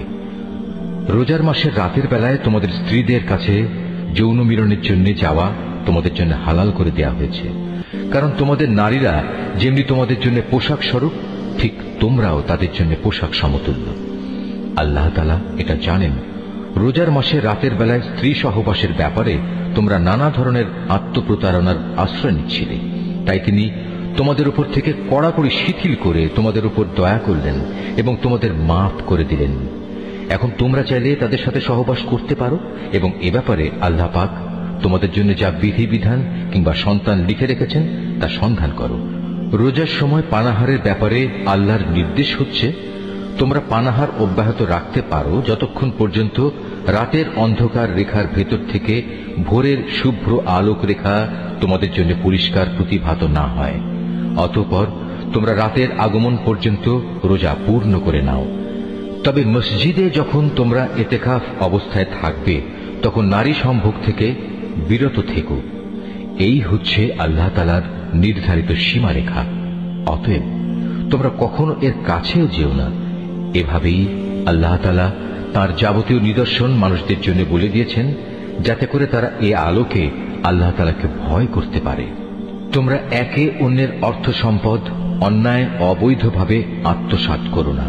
আবার জেনে বুঝে অন্যায়ভাবে অন্যের সম্পদ ভোগ করার জন্য এর একাংশ বিচারকদের সামনে ঘুষ কিংবা উপঢৌকন হিসেবেও পেশ করো না। হে নবী, তারা তোমাকে নতুন চাঁদগুলো ও তাদের বাড়া কমা সম্পর্কে জিজ্ঞেস করবে। তুমি তাদের বলে দাও, মূলত এগুলো হচ্ছে মানব জাতির জন্য একটি স্থায়ী সময় নির্ঘণ্ট, যার মাধ্যমে মানুষরা দিন তারিখ সম্পর্কে জানতে পারে। তাছাড়া এর মাধ্যমে লোকেরা হজের সময়সূচিও জেনে নিতে পারে। এহরাম বাঁধার পর পেছন দরজা দিয়ে ঘরে প্রবেশ করার মাঝে কোনো সওয়াব নেই। আসল নেকি হচ্ছে কে আল্লাহ তাআলাকে ভয় করল তা দেখা। এখন থেকে ঘরে ঢোকার সময় সামনের দুয়ার দিয়েই তোমরা আসা যাওয়া করো। তোমরা একমাত্র আল্লাহ তাআলাকে ভয় করবে। তোমরা আল্লাহ তাআলার পথে সেসব লোকের সাথে লড়াই করো যারা তোমাদের সাথে লড়াই করে, কিন্তু কোনো অবস্থায় সীমা লঙ্ঘন করো না, কারণ আল্লাহ তাআলা কখনো সীমা লঙ্ঘনকারীদের পছন্দ করেন না। যেখানেই তোমরা তাদের পাও সেখানেই তোমরা তাদের হত্যা করো। যেসব স্থান থেকে তারা তোমাদের বহিষ্কার করে দিয়েছে তোমরাও তাদের সেসব স্থান থেকে বের করে দাও। জেনে রেখো, ফিতনা, ফাসাদ, দাঙ্গা হাঙ্গামা, নরহত্যার চাইতেও বড় অপরাধ তোমরা কাবা ঘরের পাশে কখনো তাদের সাথে যুদ্ধে লিপ্ত হও না, যতক্ষণ পর্যন্ত তারা সেখানে তোমাদের আক্রমণ না করে। তারা যদি তোমাদের সাথে যুদ্ধ করে তাহলে তোমরাও তাদের সাথে যুদ্ধ করো। এভাবেই কাফেরদের শাস্তি দেয়া হয়। তবে তারা যদি যুদ্ধ বিগ্রহ থেকে ফিরে আসে তাহলে মনে রেখো, আল্লাহ তাআলা বড়ই ক্ষমাশীল ও দয়ার আধার। তোমরা তাদের সাথে লড়াই করতে থাকো যতক্ষণ না জমিন থেকে ফিতনা নির্মূল হয়ে যায় এবং আল্লাহর জমিনে আল্লাহর দেয়া জীবন ব্যবস্থা পূর্ণাঙ্গভাবে আল্লাহর জন্য নির্দিষ্ট হয়ে যায়। যদি তারা যুদ্ধ থেকে ফিরে আসে তবে তাদের সাথে আর কোনো বাড়াবাড়ি নয়। তবে হ্যাঁ, যারা নিজেরাই জালেম তাদের উপর এটা প্রযোজ্য নয়। একটি সম্মানিত মাসের বদলেই একটি সম্মানিত মাস আশা করা যাবে। প্রয়োজনে এই সম্মানিত মাস সমূহেও প্রতিশোধ ব্যবস্থা বৈধ হবে। এ সময়ে যদি কেউ তোমাদের উপর হস্ত প্রসারিত করে তাহলে তোমরাও তাদের উপর তেমনি হস্ত প্রসারিত করে জবাব দাও। তবে সর্বদাই আল্লাহকে ভয় করতে থাকো। মনে রেখো, যারা অপরাধ থেকে বেঁচে থাকে আল্লাহ তাআলা তাদের সাথে রয়েছেন। আল্লাহর পথে অর্থ সম্পদ ব্যয় করো। অর্থ সম্পদ আঁকড়ে ধরে নিজেদের হাতেই নিজেদের ধ্বংসের অতলে নিক্ষেপ করো না, এবং তোমরা অন্য মানুষদের সাথে দয়া অনুগ্রহ করো। নিশ্চয়ই আল্লাহ তাআলা অনুগ্রহকারী ব্যক্তিদের ভালোবাসেন। আল্লাহ তাআলা সন্তুষ্টির জন্য হজ ও ওমরা সম্পন্ন করো। পথে যদি তোমাদের কোথাও বাধা দেয়া হয় তাহলে সে স্থানে কোরবানির জন্য যা কিছু সহজভাবে হাতের কাছে পাওয়া যায় তা দিয়েই কোরবানি আদায় করে নাও। তবে কোরবানির পশু তার নির্দিষ্ট গন্তব্যস্থলে পৌঁছার আগ পর্যন্ত তোমরা তোমাদের মাথা মুন্ডন করো না। যদি তোমাদের মধ্যে কোনো ব্যক্তি অসুস্থ হয়ে পড়ে অথবা যদি তার মাথায় কোনো রোগ থাকে যে কারণে আগেই তার মাথা মুন্ডন করা প্রয়োজন হয়ে পড়ে, তাহলে সে যেন এর বিনিময়ে ফিদিয়া আদায় করে, এবং তা হচ্ছে কিছু রোজা রাখা অথবা অর্থ দান করা কিংবা কোরবানি আদায় করা। অতঃপর তোমরা যখন নিরাপদ হয়ে যাবে তখন তোমাদের কেউ যদি একসাথে হজ ও ওমরা আদায় করতে চায় তার উচিত তার সাধ্য অনুযায়ী কোরবানি আদায় করা। যদি কোরবানি করার মতো কোনো পশু সে না পায়, তাহলে সে যেন হজের সময়কালে 3টি এবং তোমরা যখন বাড়ি ফিরে আসবে তখন 7টি, সর্বমোট পূর্ণ 10টি রোজা রাখে। এই সুবিধাটুকু শুধু তাদের জন্য যাদের পরিবার পরিজন আল্লাহর ঘরের আশেপাশে বর্তমান নেই। তোমরা আল্লাহকেই ভয় করো, জেনে রাখো আল্লাহ তাআলা কঠোর আযাব প্রদানকারী বটে। হজের মাসসমূহ একান্ত সুপরিচিত।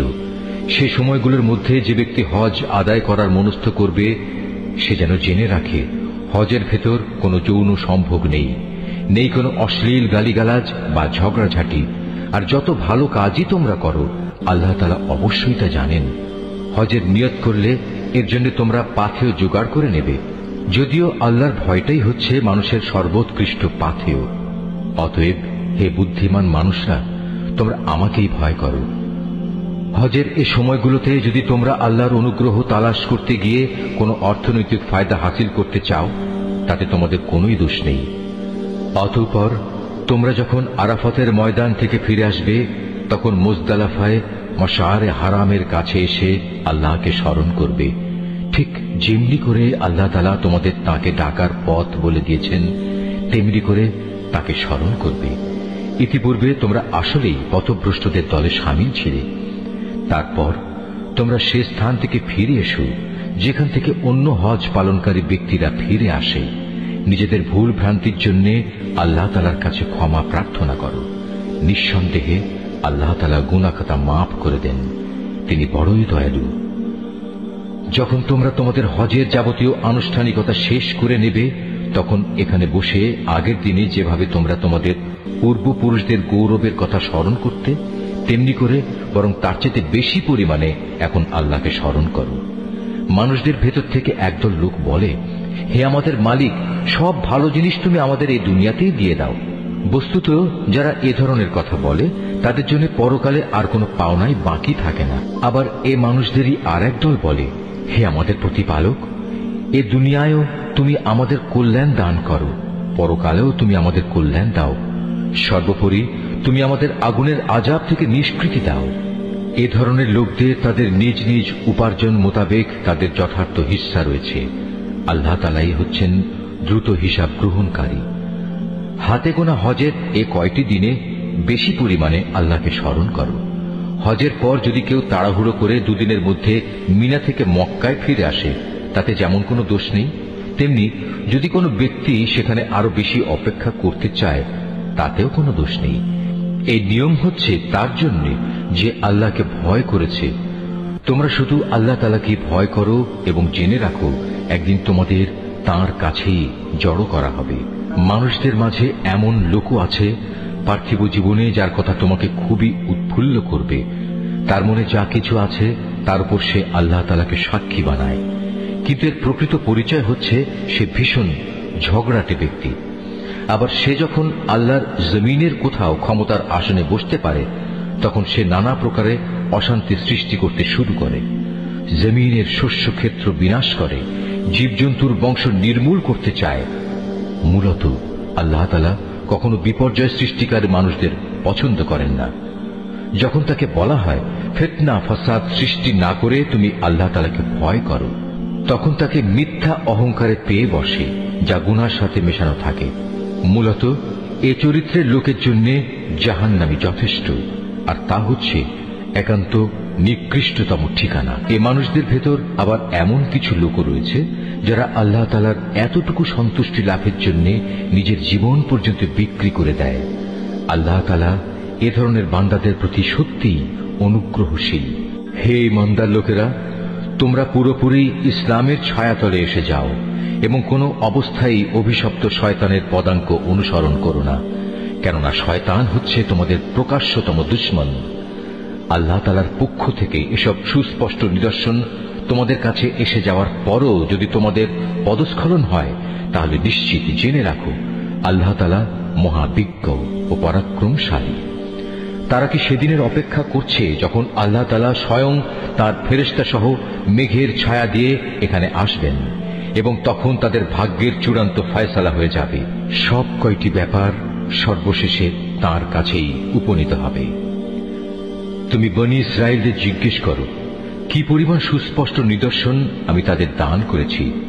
আমি তাদের বলেছি, যার কাছে হেদায়েতের নিয়ামত আসার পর সে নিজে তা বদলে ফেলে, তার জন্য আল্লাহ তাআলা কঠোর শাস্তি দানকারী। যারা আল্লাহ তাআলাকে অস্বীকার করেছে তাদের জন্য তাদের এ পার্থিব জীবনটা খুব লোভনীয় করে সাজিয়ে রাখা হয়েছে। এরা ঈমানদার ব্যক্তিদের বিদ্রূপ করে, অথচ এই ঈমানদার ব্যক্তি যারা আল্লাহ তাআলাকে ভয় করেছে, শেষ বিচারের দিন তাদের মর্যাদা এদের তুলনায় অনেক বেশি হবে। আল্লাহ তাআলা যাকে চান তাকে অপরিমিত রিজিক দান করেন। একসময় সব মানুষ একই উম্মতের অন্তর্ভুক্ত ছিল, পরে এরা নানা দলে উপদলে বিভক্ত হয়ে তাদের স্রষ্টাকেই ভুলে গেল। তখন আল্লাহ তাআলা সঠিক পথের অনুসারীদের সুসংবাদবাহী আর গুনাহগারদের জন্য আযাবের সতর্ককারী হিসেবে নবীদের পাঠালেন।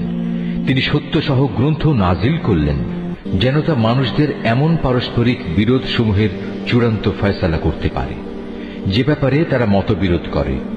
তাদের কাছে সুস্পষ্ট হিদায়াত পাঠানো সত্ত্বেও তারা পারস্পরিক বিদ্রোহ ও বিদ্বেষ সৃষ্টির জন্য মতবিরোধ করেছে। অতঃপর আল্লাহ তাআলা তাদের সবাইকে স্বীয় ইচ্ছায় সেই সঠিক পথ দেখালেন, যার ব্যাপারে ইতিপূর্বে তাদের মধ্যে মতবিরোধ সৃষ্টি হয়েছিল। আল্লাহ তাআলা যাকে চান তাকে সঠিক পথ দেখান। তোমরা কি মনে করে নিয়েছ যে তোমরা এমনি এমনি বেহেশতে চলে যাবে? এখনো পূর্ববর্তী নবীদের অনুসারীদের বিপদের মতো কিছুই তোমাদের উপর নাজিল হয়নি। তাদের উপর বহু ধরনের বিপর্যয় ও সংকট এসেছে। কঠোর নির্যাতনে তারা নির্যাতিত হয়েছে, কঠিন নিপীড়নে তারা শিহরিত হয়ে উঠেছে। এমনকি স্বয়ং আল্লাহর নবী ও তার সঙ্গী সাথীরা অত্যাচারে অতিষ্ঠ হয়ে এক পর্যায়ে এই বলে আর্তনাদ করে উঠেছে, আল্লাহ তাআলার সাহায্য কবে আসবে? আল্লাহ তাআলা তাঁর প্রিয়জনদের সান্ত্বনা দিয়ে বললেন, অবশ্যই আল্লাহ তাআলার সাহায্য অতি নিকটে। তারা তোমার কাছে জানতে চাইবে তারা কি কি খাতে খরচ করবে। তুমি তাদের বলে দাও, যা কিছুই তোমরা তোমাদের পিতামাতার জন্য, আত্মীয় স্বজনদের জন্য, এতিম অসহায় মিসকিনদের জন্য এবং মুসাফিরদের জন্য খরচ করবে, তাই আল্লাহ তাআলা গ্রহণ করবেন। যা ভালো কাজ তোমরা করবে আল্লাহ তাআলা তা অবশ্যই জানতে পারবেন। সত্য প্রতিষ্ঠা ও অসত্য নির্মূল করার জন্য যুদ্ধ তোমাদের উপর ফরজ করে দেওয়া হয়েছে, আর এটাই তোমাদের ভালো লাগে না। কিন্তু তোমাদের জেনে রাখা উচিত, এমন কোন জিনিস তো থাকতে পারে যা তোমাদের ভালো লাগে না, অথচ তাই তোমাদের জন্য কল্যাণকর। আবার একইভাবে এমন কোন জিনিস যা তোমাদের খুবই ভালো লাগবে, কিন্তু পরিণামে তা হবে তোমাদের জন্য খুবই ক্ষতিকর। আল্লাহ তাআলাই সব চাইতে ভালো জানেন, তোমরা কিছুই জানো না। সম্মানিত মাস ও তাতে যুদ্ধ করা সম্পর্কে তারা তোমাকে জিজ্ঞেস করবে। তুমি তাদের বলে দাও, এই মাসে যুদ্ধ বিগ্রহ করা অনেক বড় গুনার কথা, কিন্তু আল্লাহর কাছে এর চাইতে বড় গুনাহ হচ্ছে আল্লাহর পথ থেকে মানুষদের ফিরিয়ে রাখা, আল্লাহকে অস্বীকার করা, খানায়ে কাবার দিকে যাওয়ার পথ রোধ করা ও সেখানকার অধিবাসীদের সেখান থেকে বের করে দেয়া। আর আল্লাহ দ্রোহিতার ফিতনা, ফাসাদ, হত্যাকাণ্ডের চাইতেও অনেক বড় অন্যায়। এ কারণেই এরা তোমাদের সাথে এ মাসসমূহে লড়াই বন্ধ করে দেবে বলে তুমি ভেবো না। তারা তো পারলে বরং তোমাদের সবাইকে তোমাদের ইসলামী জীবন বিধান থেকেও ফিরিয়ে নিতে চাইবে। যদি তোমাদের কোনো ব্যক্তি তার দিন থেকে ফিরে যায়, অতঃপর সে মৃত্যু মুখে পতিত হয় এমন অবস্থায় যে সে সুস্পষ্ট কাফের ছিল, তাহলে তারাই হবে সে লোক যাদের যাবতীয় কর্মকাণ্ড দুনিয়া আখিরাতে বিফলে যাবে, আর এরাই হবে জাহান্নামের অধিবাসী। সেখানে তারা চিরদিন থাকবে। যারা ঈমান এনেছে, যারা হিজরত করেছে এবং আল্লাহর পথে জিহাদ করেছে, তারাই আল্লাহ তাআলার পক্ষ থেকে অনুগৃহীত হবার আশা করতে পারে। আল্লাহ তাআলা ক্ষমাশীল, অত্যন্ত দয়ালু। হে নবী, এরা তোমাকে মদ ও জুয়া সম্পর্কে জিজ্ঞেস করবে। তুমি তাদের বলে দাও, এই দুটো জিনিসের মধ্যে অনেক বড় ধরনের পাপ রয়েছে। যদিও মানুষের জন্য এর কিছু কিছু ব্যবসায়িক উপকারিতাও রয়েছে, কিন্তু এ উভয়ের ধ্বংসকারী গুনাহ তার ব্যবসায়িক উপকারিতার চাইতে অনেক বেশি। তারা তোমাকে এও জিজ্ঞেস করে তারা নেক কাজে কি কি খরচ করবে। তুমি তাদের বলো, দৈনন্দিন প্রয়োজন পূরণের পর যা অতিরিক্ত তাই। আল্লাহ তাআলা এভাবে তোমাদের জন্য তাঁর আয়াতসমূহ খুলে খুলে বলে দেন, যাতে করে তোমরা এ নিয়ে চিন্তা ভাবনা করতে পারো। এ নির্দেশ তোমাদের ইহকাল ও পরকালের কল্যাণের জন্যই। তোমাকে তারা এতিমদের ব্যাপারে জিজ্ঞেস করবে, তুমি বলো, তাদের জন্য গৃহীত সব পন্থাই উত্তম। যদি তোমরা তোমাদের ধন সম্পদ তাদের সাথে মিশিয়ে ফেলো, তাতে কোনো দোষ নেই, কারণ তারা তো তোমাদেরই ভাই। আর আল্লাহ তাআলা এটা ভালো করেই জানেন কে ন্যায়ানুগ পন্থায় আছে আর কে ফাসাদি স্বভাবের লোক। আল্লাহ তাআলা চাইলে এ ব্যাপারে আরো অধিক কড়াকড়ি আরোপ করতে পারতেন। নিঃসন্দেহে আল্লাহ তাআলা ক্ষমতাবান এবং কুশলীও। তোমরা কখনো কোনো মুশরিক নারী বিয়ে করো না যতক্ষণ না তারা ঈমান আনে। মনে রেখো, একজন মুসলমান দাসীও একজন ঐতিহ্যবাহী মুশরিক নারীর চাইতে উত্তম, যদিও এ মুশরিক নারীটি তোমাদের বেশি ভালো লাগে। হে মুসলিম মহিলারা, তোমরা কখনো কোনো মুশরিক পুরুষদের বিয়ে করো না যতক্ষণ না তারা আল্লাহর উপর ঈমান আনে। কেননা একজন ঈমানদার দাসও একজন উঁচু খানদানের মুশরিক ব্যক্তির চাইতে ভালো, যদিও এ মুশরিক ব্যক্তিটি তোমাদের ভালো লাগে। আসলে এরা তোমাদের জাহান্নামের আগুনের দিকেই ডেকে নেবে। আর আল্লাহ তাআলা হামেশাই তার মুমিন বান্দাদের তার আদেশ বলে জান্নাত ও ক্ষমার দিকে আহ্বান জানান, এবং এজন্যে তিনি তার আয়াতসমূহ মানুষদের কাছে স্পষ্ট করে বর্ণনা করেন, যাতে করে তারা উপদেশ গ্রহণ করতে পারে। হে নবী, তারা তোমার কাছ থেকে মহিলাদের মাসিক ঋতুকাল ও এ সময়ে তাদের সাথে দৈহিক মিলন সম্পর্কে জানতে চাইবে। তুমি তাদের বলো, আসলে মহিলাদের এ সময়টা হচ্ছে একটি অপবিত্র ও কষ্টকর অবস্থা। কাজেই ঋতুস্রাবকালে তাদের সঙ্গ বর্জন করবে এবং তোমরা দৈহিক মিলনের জন্য তাদের কাছে যেও না যতক্ষণ না তারা পুনরায় পবিত্র হয়। অতঃপর তারা যখন পুরো পাক সাফ হয়ে যায় তখন তোমরা তাদের কাছে যাও। দৈহিক মিলনের যে পদ্ধতি আল্লাহ তাআলা শিখিয়ে দিয়েছেন সেভাবে যাবে। আল্লাহ তাআলা অবশ্যই সেসব লোকদের ভালোবাসেন যারা আল্লাহর দিকেই ফিরে আসে এবং যারা পাক পবিত্রতা অবলম্বন করে। তোমাদের স্ত্রীরা হচ্ছে তোমাদের জন্য সন্তান উৎপাদনের ফসল ক্ষেত্র। তোমরা তোমাদের এই ফসল ক্ষেত্রে যেভাবে ইচ্ছা সেভাবেই গমন করো। তোমরা সময় থাকতে নিজেদের জন্য কিছু অগ্রিম নেক আমল পাঠিয়ে দাও। তোমরা আল্লাহকে ভয় করো। জেনে রেখো, একদিন তোমাদের সবাইকে তাঁর সামনাসামনি হতে হবে। মোমেনদের তুমি পুরস্কারের সুসংবাদ দান করো। তোমরা তোমাদের এমন শপথের জন্য আল্লাহর নামকে কখনো ঢাল হিসাবে ব্যবহার করবে না, যার মাধ্যমে ভালো কাজ করা, আল্লাহ তাআলাকে ভয় করা এবং মানুষদের মাঝে শান্তি শৃঙ্খলা প্রতিষ্ঠা করার কাজ থেকে তোমরা দূরে থাকবে। কারণ আল্লাহ তাআলা তোমাদের সবকিছুই শোনেন এবং সব কথাই তিনি জানেন। আল্লাহ তাআলা তোমাদের নিরর্থক শপথের জন্য কখনো পাকড়াও করবেন না, তবে তিনি অবশ্যই সেসব শপথের ব্যাপারে তোমাদের জিজ্ঞাসাবাদ করবেন, যা তোমরা আন্তরিকভাবে সম্পন্ন করো। বস্তুত আল্লাহ তাআলা বড় ক্ষমাশীল ও ধৈর্যশীল। যেসব লোক নিজ স্ত্রীদের কাছে যাবে না বলে কসম করেছে, তাদের এ ব্যাপারে মনস্থির করার জন্য 4 মাসের অবকাশ রয়েছে। এ সময়ের ভেতর যদি তারা তাদের কসম থেকে ফিরে আসে, তাহলে জেনে রেখো আল্লাহ তাআলা ক্ষমাশীল ও দয়াবান। আর তারা যদি এ সময়ের ভেতর তালাক দেওয়ার সিদ্ধান্ত করে, তাহলে তারা যেন জেনে রাখে আল্লাহ তাআলা সব শোনেন, জানেন। তালাকপ্রাপ্তা মহিলারা যেন 3টি মাসিক ঋতু অথবা ঋতু থেকে পবিত্র থাকার 3টি মুদ্দত পর্যন্ত নিজেদের পুনরায় বিয়ের বন্ধন থেকে দূরে রাখে। তাদের গর্ভে আল্লাহ তাআলা যা কিছু সৃষ্টি করেছেন তা গোপন করা কোনো অবস্থায় তাদের পক্ষে ন্যায়সঙ্গত হবে না, যদি তারা আল্লাহর উপর এবং পরকালের উপর ঈমান আনে। এ সময়ের ভেতর তাদের ফিরিয়ে নেয়ার ব্যাপারে তাদের স্বামীরা অবশ্য বেশি অধিকারী, যদি তারা উভয়ে পরস্পর মিলেমিশে চলতে চায়। পুরুষদের উপর নারীদের যেমন ন্যায়ানুগ অধিকার রয়েছে, তেমনি রয়েছে নারীদের উপর পুরুষের অধিকার। পারিবারিক ভরণ পোষণের দায়িত্বের কারণে তাদের উপর পুরুষের মর্যাদা একমাত্রা বেশি রয়েছে। আল্লাহ তাআলা বিপুল ক্ষমতার মালিক, তিনি পরম কুশলী। তালাক 2 বার মাত্র উচ্চারণ করা যেতে পারে। 3য়বারের আগেই হয় সম্মান মর্যাদার সাথে তাকে ফিরিয়ে আনতে হবে, অথবা সহৃদয়তার সাথে তাকে চলে যেতে দেবে। তোমাদের জন্য এটা কোনো অবস্থায় ন্যায়সঙ্গত নয় যে বিয়ের আগে যা কিছু তোমরা তাদের দিয়েছ তা তাদের থেকে ফিরিয়ে নেবে। তবে আল্লাহর নির্দিষ্ট সীমারেখার ভেতরে থেকে স্বামী স্ত্রী একত্রে জীবন কাটাতে পারবে না এমন আশঙ্কা যদি দেখা দেয়, তখন আলাদা হয়ে যাওয়াটাই উত্তম।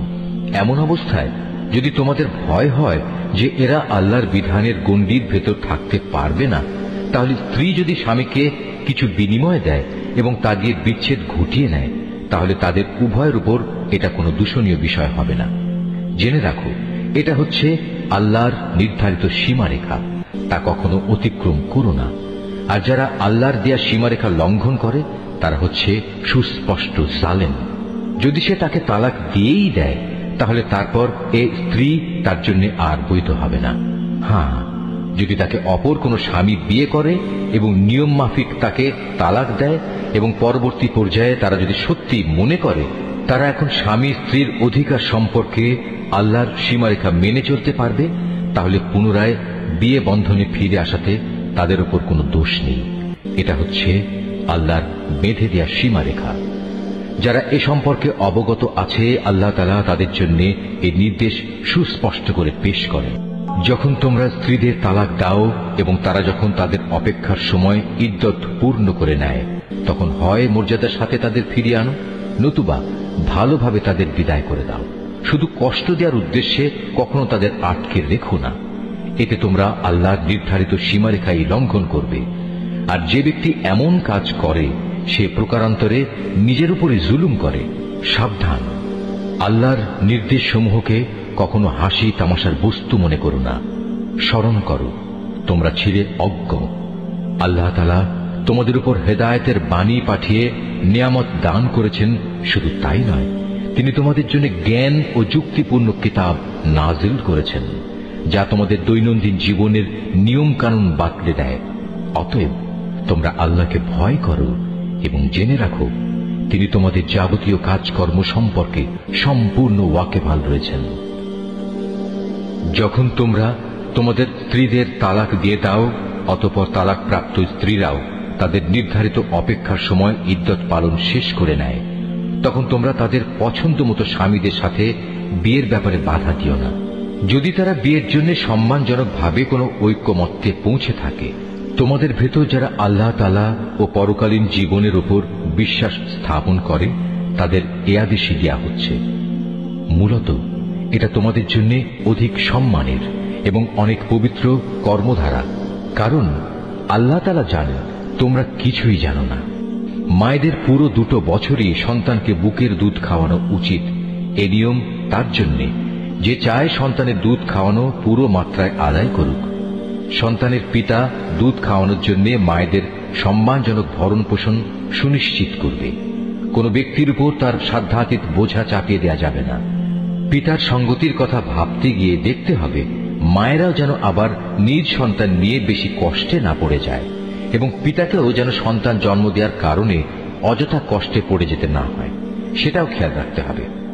সন্তানের পিতার অবর্তমানে তার উত্তরাধিকারীদের উপর সন্তানের জন্মদাত্রী মায়ের অধিকার এভাবেই বহাল থাকবে। তবে কোন পর্যায়ে পিতা মাতা যদি পারস্পরিক সম্মতি ও পরামর্শের ভিত্তিতে আগেভাগেই সন্তানের দুধ ছাড়িয়ে নিতে চায়, তাতেও তাদের উপর কোনো দোষের কিছু নেই।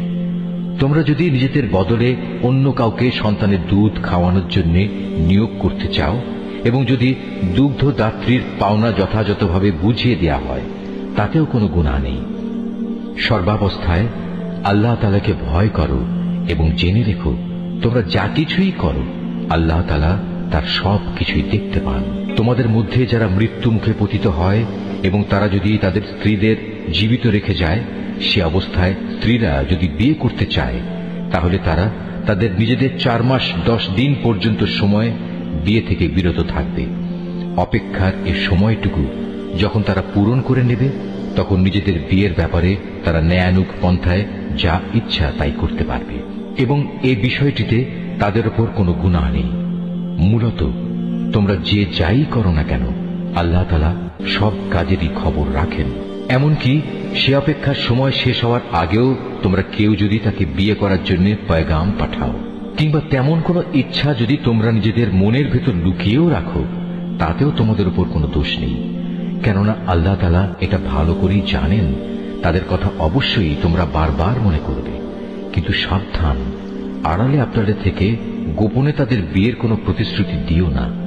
তাদের সাথে কখনো তোমাদের কথা বলতে হলে তা বলবে সম্মানজনক পন্থায়, আর ইদ্দত অপেক্ষার শরীয়ত সম্মত সময় শেষ হবার আগে কখনো তার সাথে বিয়ের সংকল্প করো না।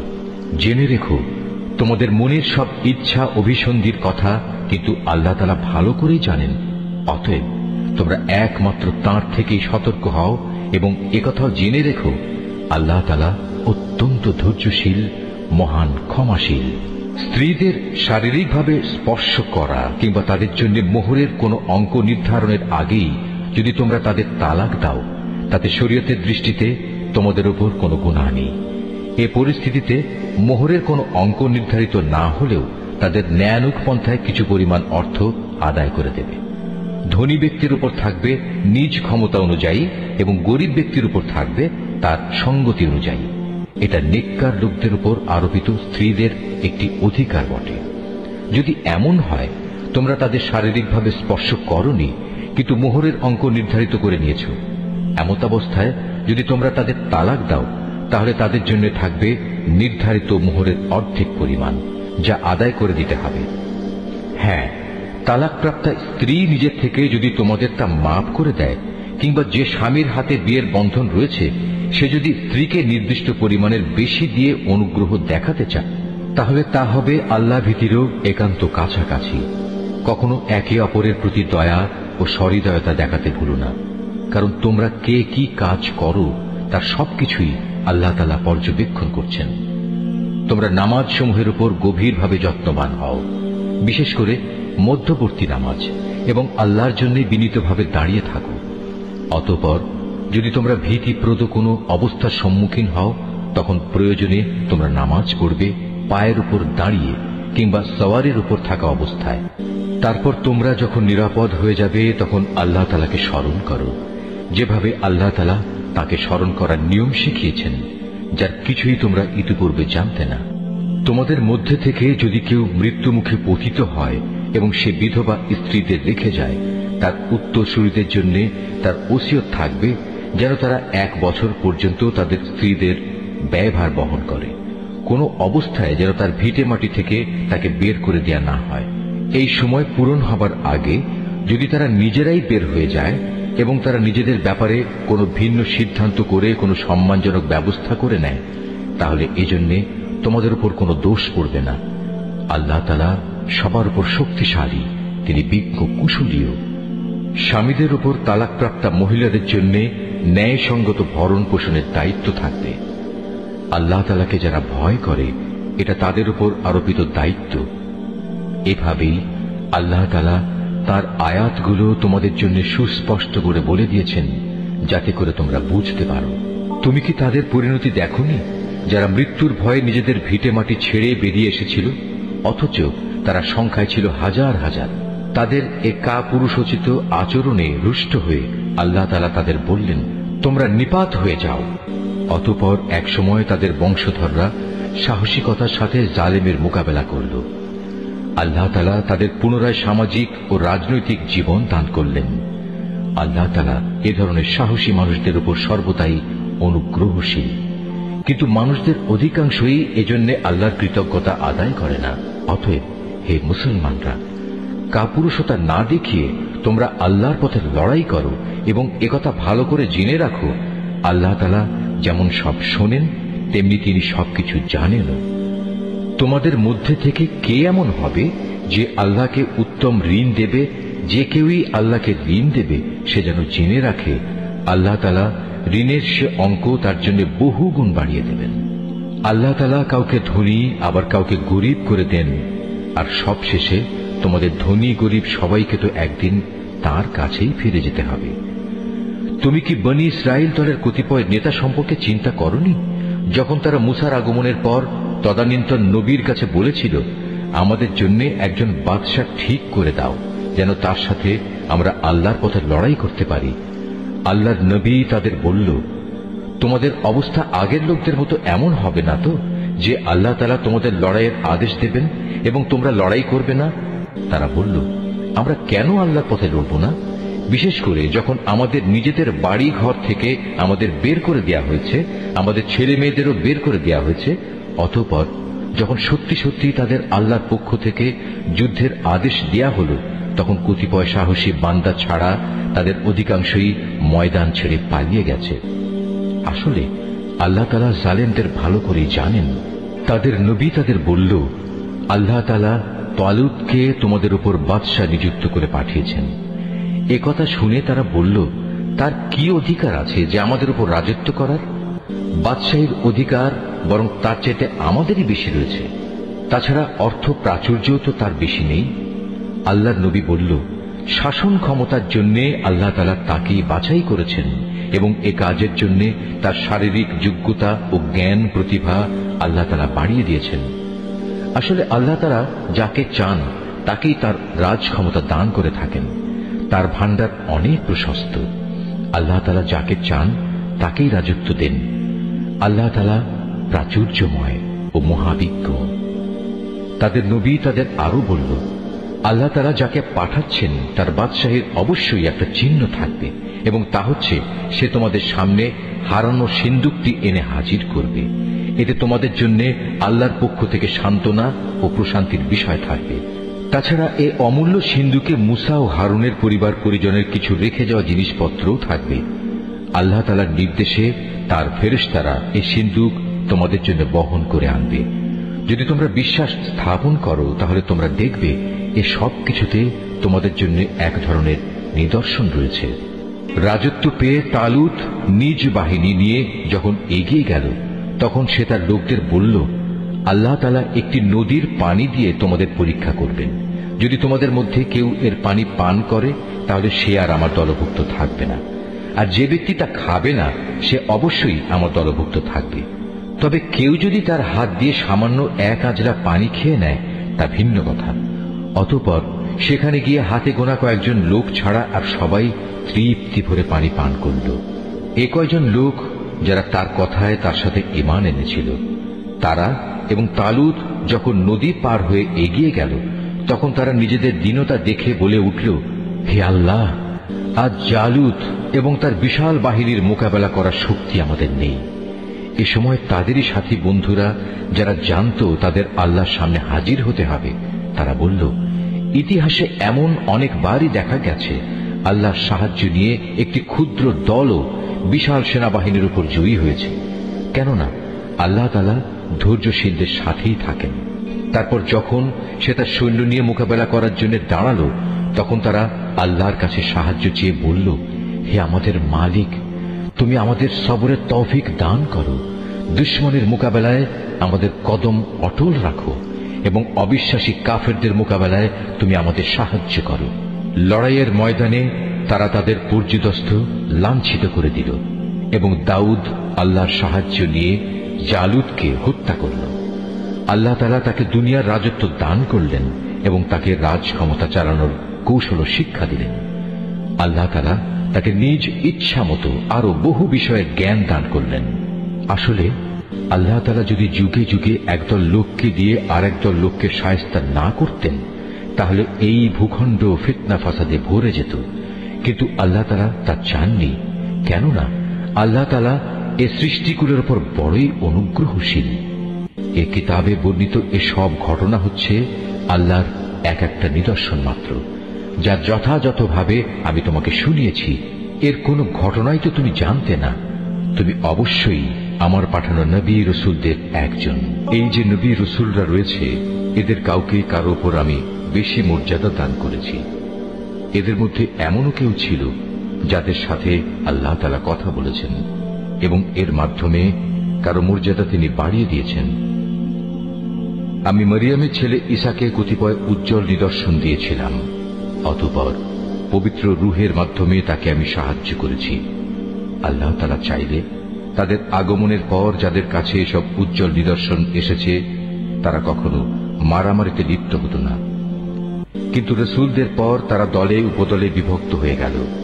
অতঃপর তাদের মধ্যে কিছু লোক ঈমান আনল, আবার তাদের কিছু লোক আল্লাহ তাআলা ও তার নবীকে অস্বীকার করল।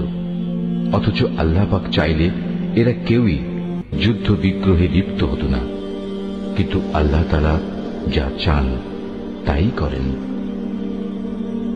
হে ঈমানদাররা, তোমরা যারা ঈমান এনেছ, আমার দেয়া ধন সম্পদ থেকে আমার পথে ব্যয় করো সেদিনটি আসার আগে, যেদিন কোনো বেচাকেনা চলবে না, কোন রকম বন্ধুত্ব ভালোবাসাও কাজে আসবে না, না সেদিন কারো কাছ থেকে কোনো সুপারিশ গ্রহণ করা হবে।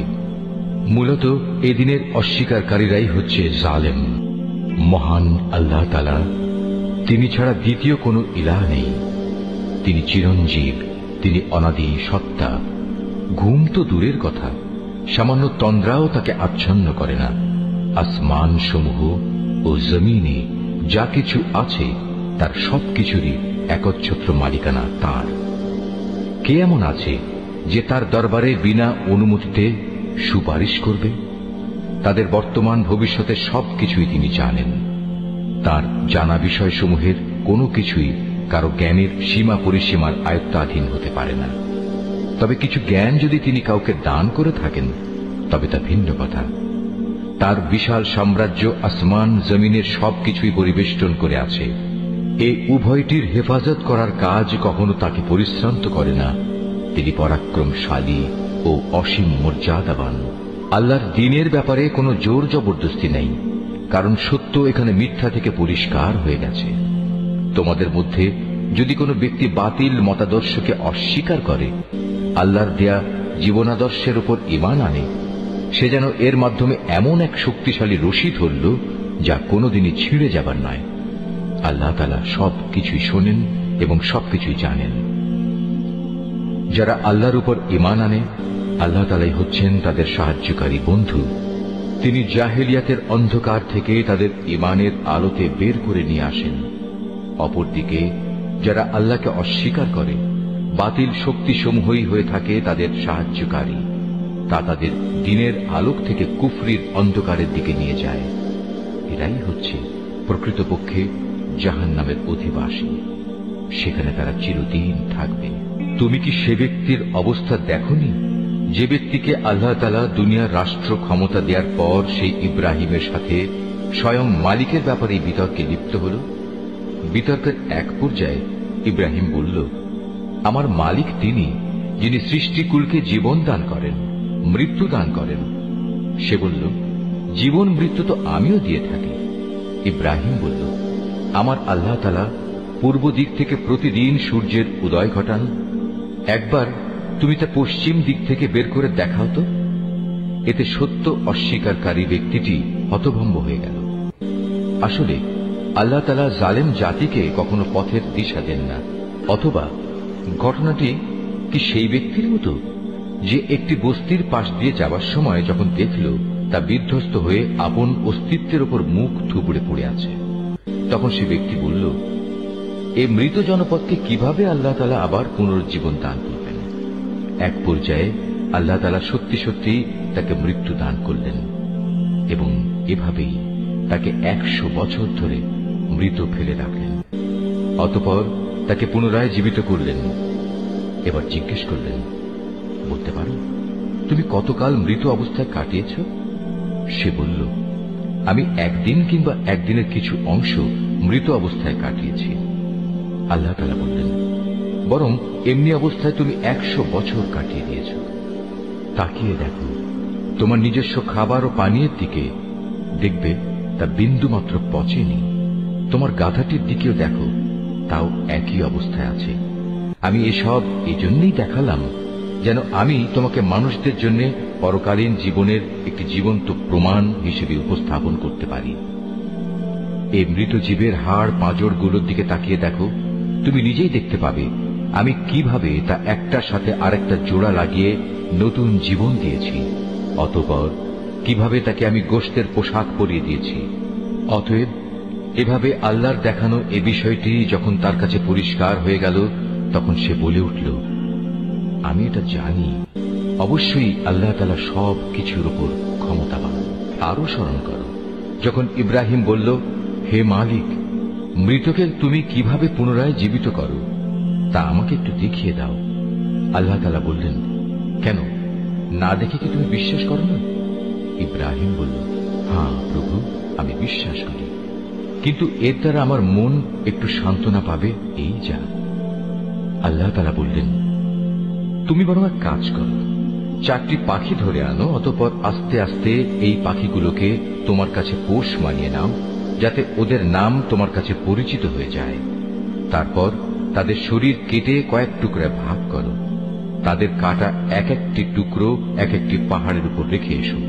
অতঃপর ওদের সবার নাম ধরে তুমি ডাকো। দেখবে জীবন্ত পাখিতে পরিণত হয়ে ওরা তোমার কাছে দৌড়ে আসবে। তুমি জেনে রাখো, আল্লাহ তাআলা মহা শক্তিশালী, বিজ্ঞ, কুশলী। যারা নিজেদের ধন সম্পদ আল্লাহ তাআলার পথে খরচ করে, তাদের উদাহরণ হচ্ছে একটি বীজের মতো, যে বীজটি বপন করার পর তা থেকে একে একে 7টি শীষ বেরুল, আবার এর প্রতিটি শীষে রয়েছে 100 শস্য দানা।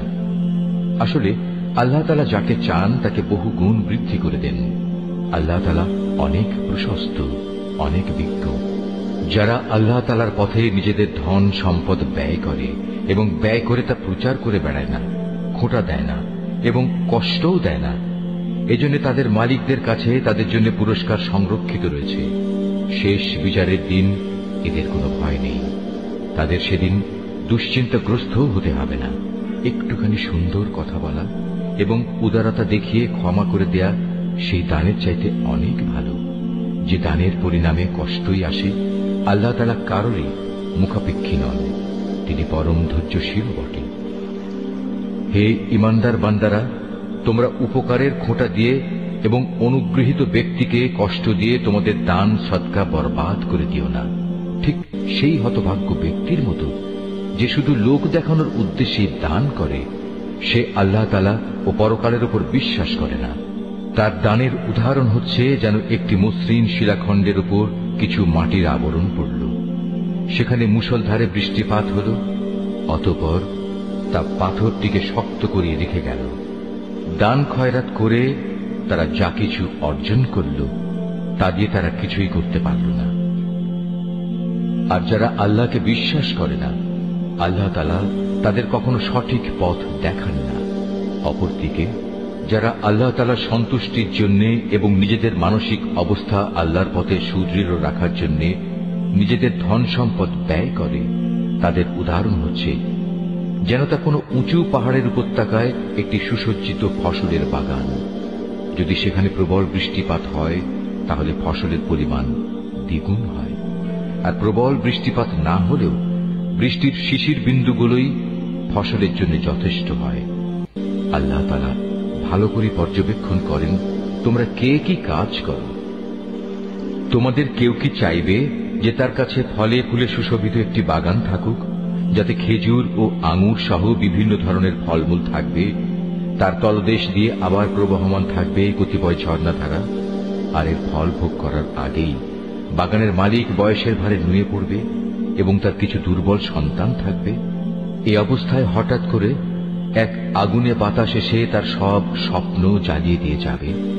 এভাবেই আল্লাহ তাআলা তার নিদর্শনগুলো তোমাদের কাছে সুস্পষ্টভাবে বর্ণনা করেন, যাতে তোমরা আল্লাহ তাআলার এসব কথার উপর চিন্তা গবেষণা করতে পারো। হে ঈমানদার লোকেরা, তোমরা নিজেরা যা অর্জন করেছ সে পবিত্র সম্পদ এবং যা আমি জমিনের ভেতর থেকে তোমাদের জন্য বের করে এনেছি, তার থেকে একটি উৎকৃষ্ট অংশ আল্লাহর পথে ব্যয় করো। আল্লাহর জন্য এমন নিকৃষ্টতম জিনিসগুলো বেছে রেখে তার থেকে ব্যয় করো না, যা অন্যরা তোমাদের দিলে তোমরা তা গ্রহণ করবে না। অবশ্য যা কিছু তোমরা অনিচ্ছাকৃতভাবে গ্রহণ করো তা আলাদা। তোমরা জেনে রেখো, আল্লাহ তাআলা তোমাদের দানের মুখাপেক্ষী নন, সব প্রশংসার মালিক তো তিনি। শয়তান সব সময় তোমাদের অভাব অনটনের ভয় দেখাবে এবং সে নানাবিধ অশ্লীল কর্মকাণ্ডের আদেশ দেবে। আর আল্লাহ তাআলা তোমাদের তার কাছ থেকে অসীম বরকত ও ক্ষমার প্রতিশ্রুতি দিচ্ছেন এবং সেদিকেই তিনি তোমাদের ডাকছেন। আল্লাহ তাআলা প্রাচুর্যময় ও সম্যক অবগত। আল্লাহ তাআলা যাকে চান তাকে একান্তভাবে তার পক্ষ থেকে বিশেষ জ্ঞান দান করেন। আর যে ব্যক্তিকে আল্লাহ তাআলার সেই বিশেষ জ্ঞান দেওয়া হল, সে যেন মনে করে তাকে প্রচুর কল্যাণ দান করা হয়েছে। আর প্রজ্ঞা সম্পন্ন ব্যক্তি ছাড়া আল্লাহর এসব কথা থেকে অন্য কেউ কোনো শিক্ষায় গ্রহণ করতে পারে না। তোমরা যা কিছু খরচ করো আর যা কিছু খরচ করার জন্য মানত করো, আল্লাহ তাআলা অবশ্যই তা ভালো করে জানেন। জালেমদের আসলে কোনো সাহায্যকারী নেই। আল্লাহ তাআলা সন্তুষ্টির জন্য তোমরা যা কিছু দান করো তা যদি প্রকাশ্যভাবে মানুষদের সামনে করো তা ভালো কথা, তাতে কোনো দোষ নেই। তবে যদি তোমরা তা মানুষদের কাছে গোপন রাখো এবং চুপে চুপে অসহায়দের দিয়ে দাও, তা হবে তোমাদের জন্য উত্তম। এ দানের কারণে আল্লাহ তাআলা তোমাদের বহুবিধ গুনাহ খাতা মুছে দেবেন। আর তোমরা যাই করো না কেন, আল্লাহ তাআলা সবকিছু সম্পর্কে ওয়াকিবহাল রয়েছেন। যারা তোমার কথা শোনে না, তাদের হেদায়েতের দায়িত্ব তোমার উপর নয়, তবে আল্লাহ তাআলা যাকে চান তাকে সঠিক পথ দেখান। তোমরা যা দান সদকা করো এটা তোমাদের জন্য কল্যাণকর, কারণ তোমরা তো এজন্যই খরচ করো যেন আল্লাহর সন্তুষ্টি অর্জন করতে পারো। তোমরা আজ যা কিছু দান করবে, আগামীকাল তার পুরোপুরি পুরস্কার তোমাদের আদায় করে দেয়া হবে। সেদিন তোমাদের উপর কোন রকম জুলুম করা হবে না। দান সদকা তো তোমাদের মাঝে এমন কিছু গরিব মানুষের জন্য যারা আল্লাহর পথে এমন ভাবে ব্যাপৃত, যারা নিজেদের জন্য জমিনের বুকে চেষ্টা সাধনা করতে পারে না। আত্মসম্মান বোধের কারণে কিছু চায় না বলে অজ্ঞ মূর্খ লোকেরা এদের মনে করে এরা বুঝি সচ্ছল, কিন্তু তুমি এদের বাহ্যিক চেহারা দেখেই এদের সঠিক অবস্থা বুঝে নিতে পারো। এরা মানুষদের কাছ থেকে কাকুতি মিনতি করে ভিক্ষা করতে পারে না। তোমরা যা কিছুই খরচ করবে আল্লাহ তাআলা তার যথার্থ বিনিময় দেবেন, কারণ তিনি সবকিছুই দেখেন। যারা দিনরাত প্রকাশ্যে ও সঙ্গোপনে নিজেদের মাল সম্পদ ব্যয় করে, তাদের মালিকের দরবারে তাদের এ দানের প্রতিফল সুরক্ষিত রয়েছে। তাদের উপর কোন রকম ভয়ভীতি থাকবে না, তারা চিন্তিতও হবে না। যারা সুদ খায় তারা মাথা উঁচু করে দাঁড়াতে পারবে না, দাঁড়ালেও তার দাঁড়ানো হবে সে ব্যক্তির মতো যাকে শয়তান নিজস্ব পরশ দিয়ে দুনিয়ার লোভ লালসায় মহাচ্ছন্ন করে রেখেছে। এটা এই কারণে যেহেতু এরা বলে ব্যবসা বাণিজ্য তো সুদের মতোই একটা কারবারের নাম, অথচ আল্লাহ তাআলা ব্যবসা হালাল করেছেন এবং সুদকে হারাম করেছেন। তাই তোমাদের যার যার কাছে তার মালিকের পক্ষ থেকে সুদ সংক্রান্ত এই উপদেশ পৌঁছেছে, সে অতঃপর সুদের কারবার থেকে বিরত থাকবে। আগে এ আদেশ আসা পর্যন্ত যে সুদ সে খেয়েছে তা তো তার জন্য অতিবাহিত হয়েই গেছে, তার ব্যাপার একান্তই আল্লাহ তাআলার সিদ্ধান্তের উপর। কিন্তু এরপর যে ব্যক্তি আবার সুদী কারবারে ফিরে আসবে তারা অবশ্যই জাহান্নামের অধিবাসী হবে, সেখানে তারা চিরদিন থাকবে। আল্লাহ তাআলা সুদ নিশ্চিহ্ন করেন, অপরদিকে দান সৎকার পবিত্র কাজকে তিনি উত্তরোত্তর বৃদ্ধি করেন। আল্লাহ তাআলা তার নিয়ামতের প্রতি অকৃতজ্ঞ পাপিষ্ঠ ব্যক্তিদের কখনো পছন্দ করেন না। তবে যারা সত্যিকার অর্থে আল্লাহ তাআলার উপর ঈমান এনেছে এবং ভালো কাজ করেছে, নামাজ প্রতিষ্ঠা করেছে, যাকাত আদায় করেছে, তাদের সেদিন কোনো ভয় থাকবে না, তারা সেদিন চিন্তিতও হবে না। হে ঈমানদার লোকেরা, তোমরা সুদের ব্যাপারে আল্লাহকে ভয় করো। আগের সুদী কারবারের যেসব বকেয়া আছে তোমরা তা ছেড়ে দাও, যদি সত্যিই তোমরা আল্লাহর উপর ঈমান আনো। যদি তোমরা এমনটি না করো তাহলে অতঃপর আল্লাহ তাআলা ও তাঁর রাসূলের পক্ষ থেকে তোমাদের বিরুদ্ধে যুদ্ধের ঘোষণা থাকবে। আর যদি এখনো তোমরা আল্লাহর দিকে ফিরে আসো তাহলে তোমরা তোমাদের মূলধন ফিরে পাবার অধিকারী হবে। সুদী কারবার দ্বারা অন্যের উপর জুলুম করো না, তোমাদের উপরও অতঃপর সুদের জুলুম করা হবে না। সে ঋণ গ্রহীতা ব্যক্তি কখনো যদি অভাবগ্রস্ত হয়ে পড়ে তাহলে তার উপর চাপ দিও না, বরং তার সচ্ছলতা ফিরে আসা পর্যন্ত তাকে অবকাশ দাও। আর যদি তা মাফ করে দাও তাহলে তা হবে তোমাদের জন্য অতি উত্তম কাজ। যদি তোমরা ভালোভাবে জানো তাহলে তাই করো। সেদিনটিকে ভয় করো যেদিন তোমাদের সবাইকে আল্লাহর দিকে ফিরিয়ে নেওয়া হবে। সেদিন প্রত্যেক মানব সন্তানকে জীবনভর কামাই করা পাপ পুণ্যের পুরোপুরি ফলাফল দিয়ে দেয়া হবে। কারো উপর সেদিন কোনো ধরনের জুলুম করা হবে না। হে ঈমানদার বান্দারা, তোমরা যখন পরস্পরের সাথে নির্দিষ্ট একটি সময়ের জন্য ঋণের চুক্তি করো তখন তা লিখে রাখো। তোমাদের মধ্যকার যে কোনো একজন লেখক সুবিচারের ভিত্তিতে এই চুক্তিনামা লিখে দেবে। যাকে আল্লাহ তাআলা লেখা শিখিয়েছেন সে যেন কখনো লিখতে অস্বীকৃতি না জানায়। লেখার সময় ঋণ গ্রহীতা লেখককে বলে দেবে, কি কি শর্ত সেখানে লিখতে হবে। এ পর্যায়ে লেখককে অবশ্যই তার মালিক আল্লাহ তাআলাকে ভয় করা উচিত। চুক্তিনামা লেখার সময় লক্ষ্য রাখতে হবে তার কিছু যেন বাদ না পড়ে। যদি সে ঋণ গ্রহীতা অজ্ঞ, মূর্খ এবং সব দিক থেকে দুর্বল হয়, অথবা চুক্তিনামার কথাবার্তা বলে দেওয়ার ক্ষমতাই তার না থাকে, তাহলে তার পক্ষ থেকে তার কোনো অভিভাবক ন্যায়ানুগ পন্থায় বলে দেবে কি কি কথা লিখতে হবে। তদুপরি তোমাদের মধ্যে থেকে দুইজন পুরুষকে এ চুক্তিপত্রে সাক্ষী বানিয়ে নিও। যদি দুইজন পুরুষ একত্রে পাওয়া না যায়, তাহলে একজন পুরুষ এবং দুজন মহিলা সাক্ষী হবে, যাতে করে তাদের একজন ভুলে গেলে দ্বিতীয় জন তাকে স্মরণ করিয়ে দিতে পারে। এমন সব লোকদের মধ্যে থেকে সাক্ষী নিতে হবে যাদের উভয় পক্ষ পছন্দ করবে। সাক্ষীদের যখন সাক্ষী প্রদানের জন্য ডাকা হবে, তখন তারা তা অস্বীকার করবে না। লেনদেনের সময় পরিমাণ ছোট হোক কিংবা বড় হোক, দিনক্ষণ সহ তা লিখে রাখার ব্যাপারে অবহেলা করো না। এটা আল্লাহর কাছে ন্যায্যতর ও সাক্ষ্য দানের ক্ষেত্রে অধিক মজবুত ভিত্তির উপর প্রতিষ্ঠিত, এবং পরবর্তীকালে যাতে তোমরা সন্দিগ্ধ না হও তার সমাধানের জন্যও এটা নিকটতর পন্থা। যা কিছু তোমরা নগদ হাতে হাতে আদান প্রদান করো, তা সব সময় না লিখলেও তোমাদের কোনো ক্ষতি নেই। তবে ব্যবসায়িক লেনদেনের সময় অবশ্যই সাক্ষী রাখবে। দলিলের লেখক ও চুক্তিনামার সাক্ষীদের কখনো তাদের মত বদলানোর জন্য কষ্ট দেয়া যাবে না। তারপরেও তোমরা যদি তাদের এ ধরনের যাতনা প্রদান করো, তাহলে জেনে রেখো তা হবে তোমাদের জন্য একটি মারাত্মক গুনাহ। এ ব্যাপারে আল্লাহ তাআলা তোমাদের সব কিছুই শিখিয়ে দিচ্ছেন, কেননা আল্লাহ তাআলা সব কিছুই জানেন। যদি তোমরা কখনো সফরে থাকো এবং এ কারণে ঋণের চুক্তি লেখার মতো কোনো লেখক না পাও, তাহলে চুক্তি লেখার বদলে কোনো জিনিস বন্ধক রেখে দাও। যখন তোমাদের কোনো ব্যক্তি অপর ব্যক্তিকে কোনো বন্ধকি জিনিসের ব্যাপারে বিশ্বাস করে, এমতাবস্থায় যে ব্যক্তিকে বিশ্বাস করা হয়েছে তার উচিত সেই আমানত যথাযথ ফেরত দেয়া এবং আমানতের ব্যাপারে আল্লাহ তাআলাকে ভয় করা, যিনি তার মালিক।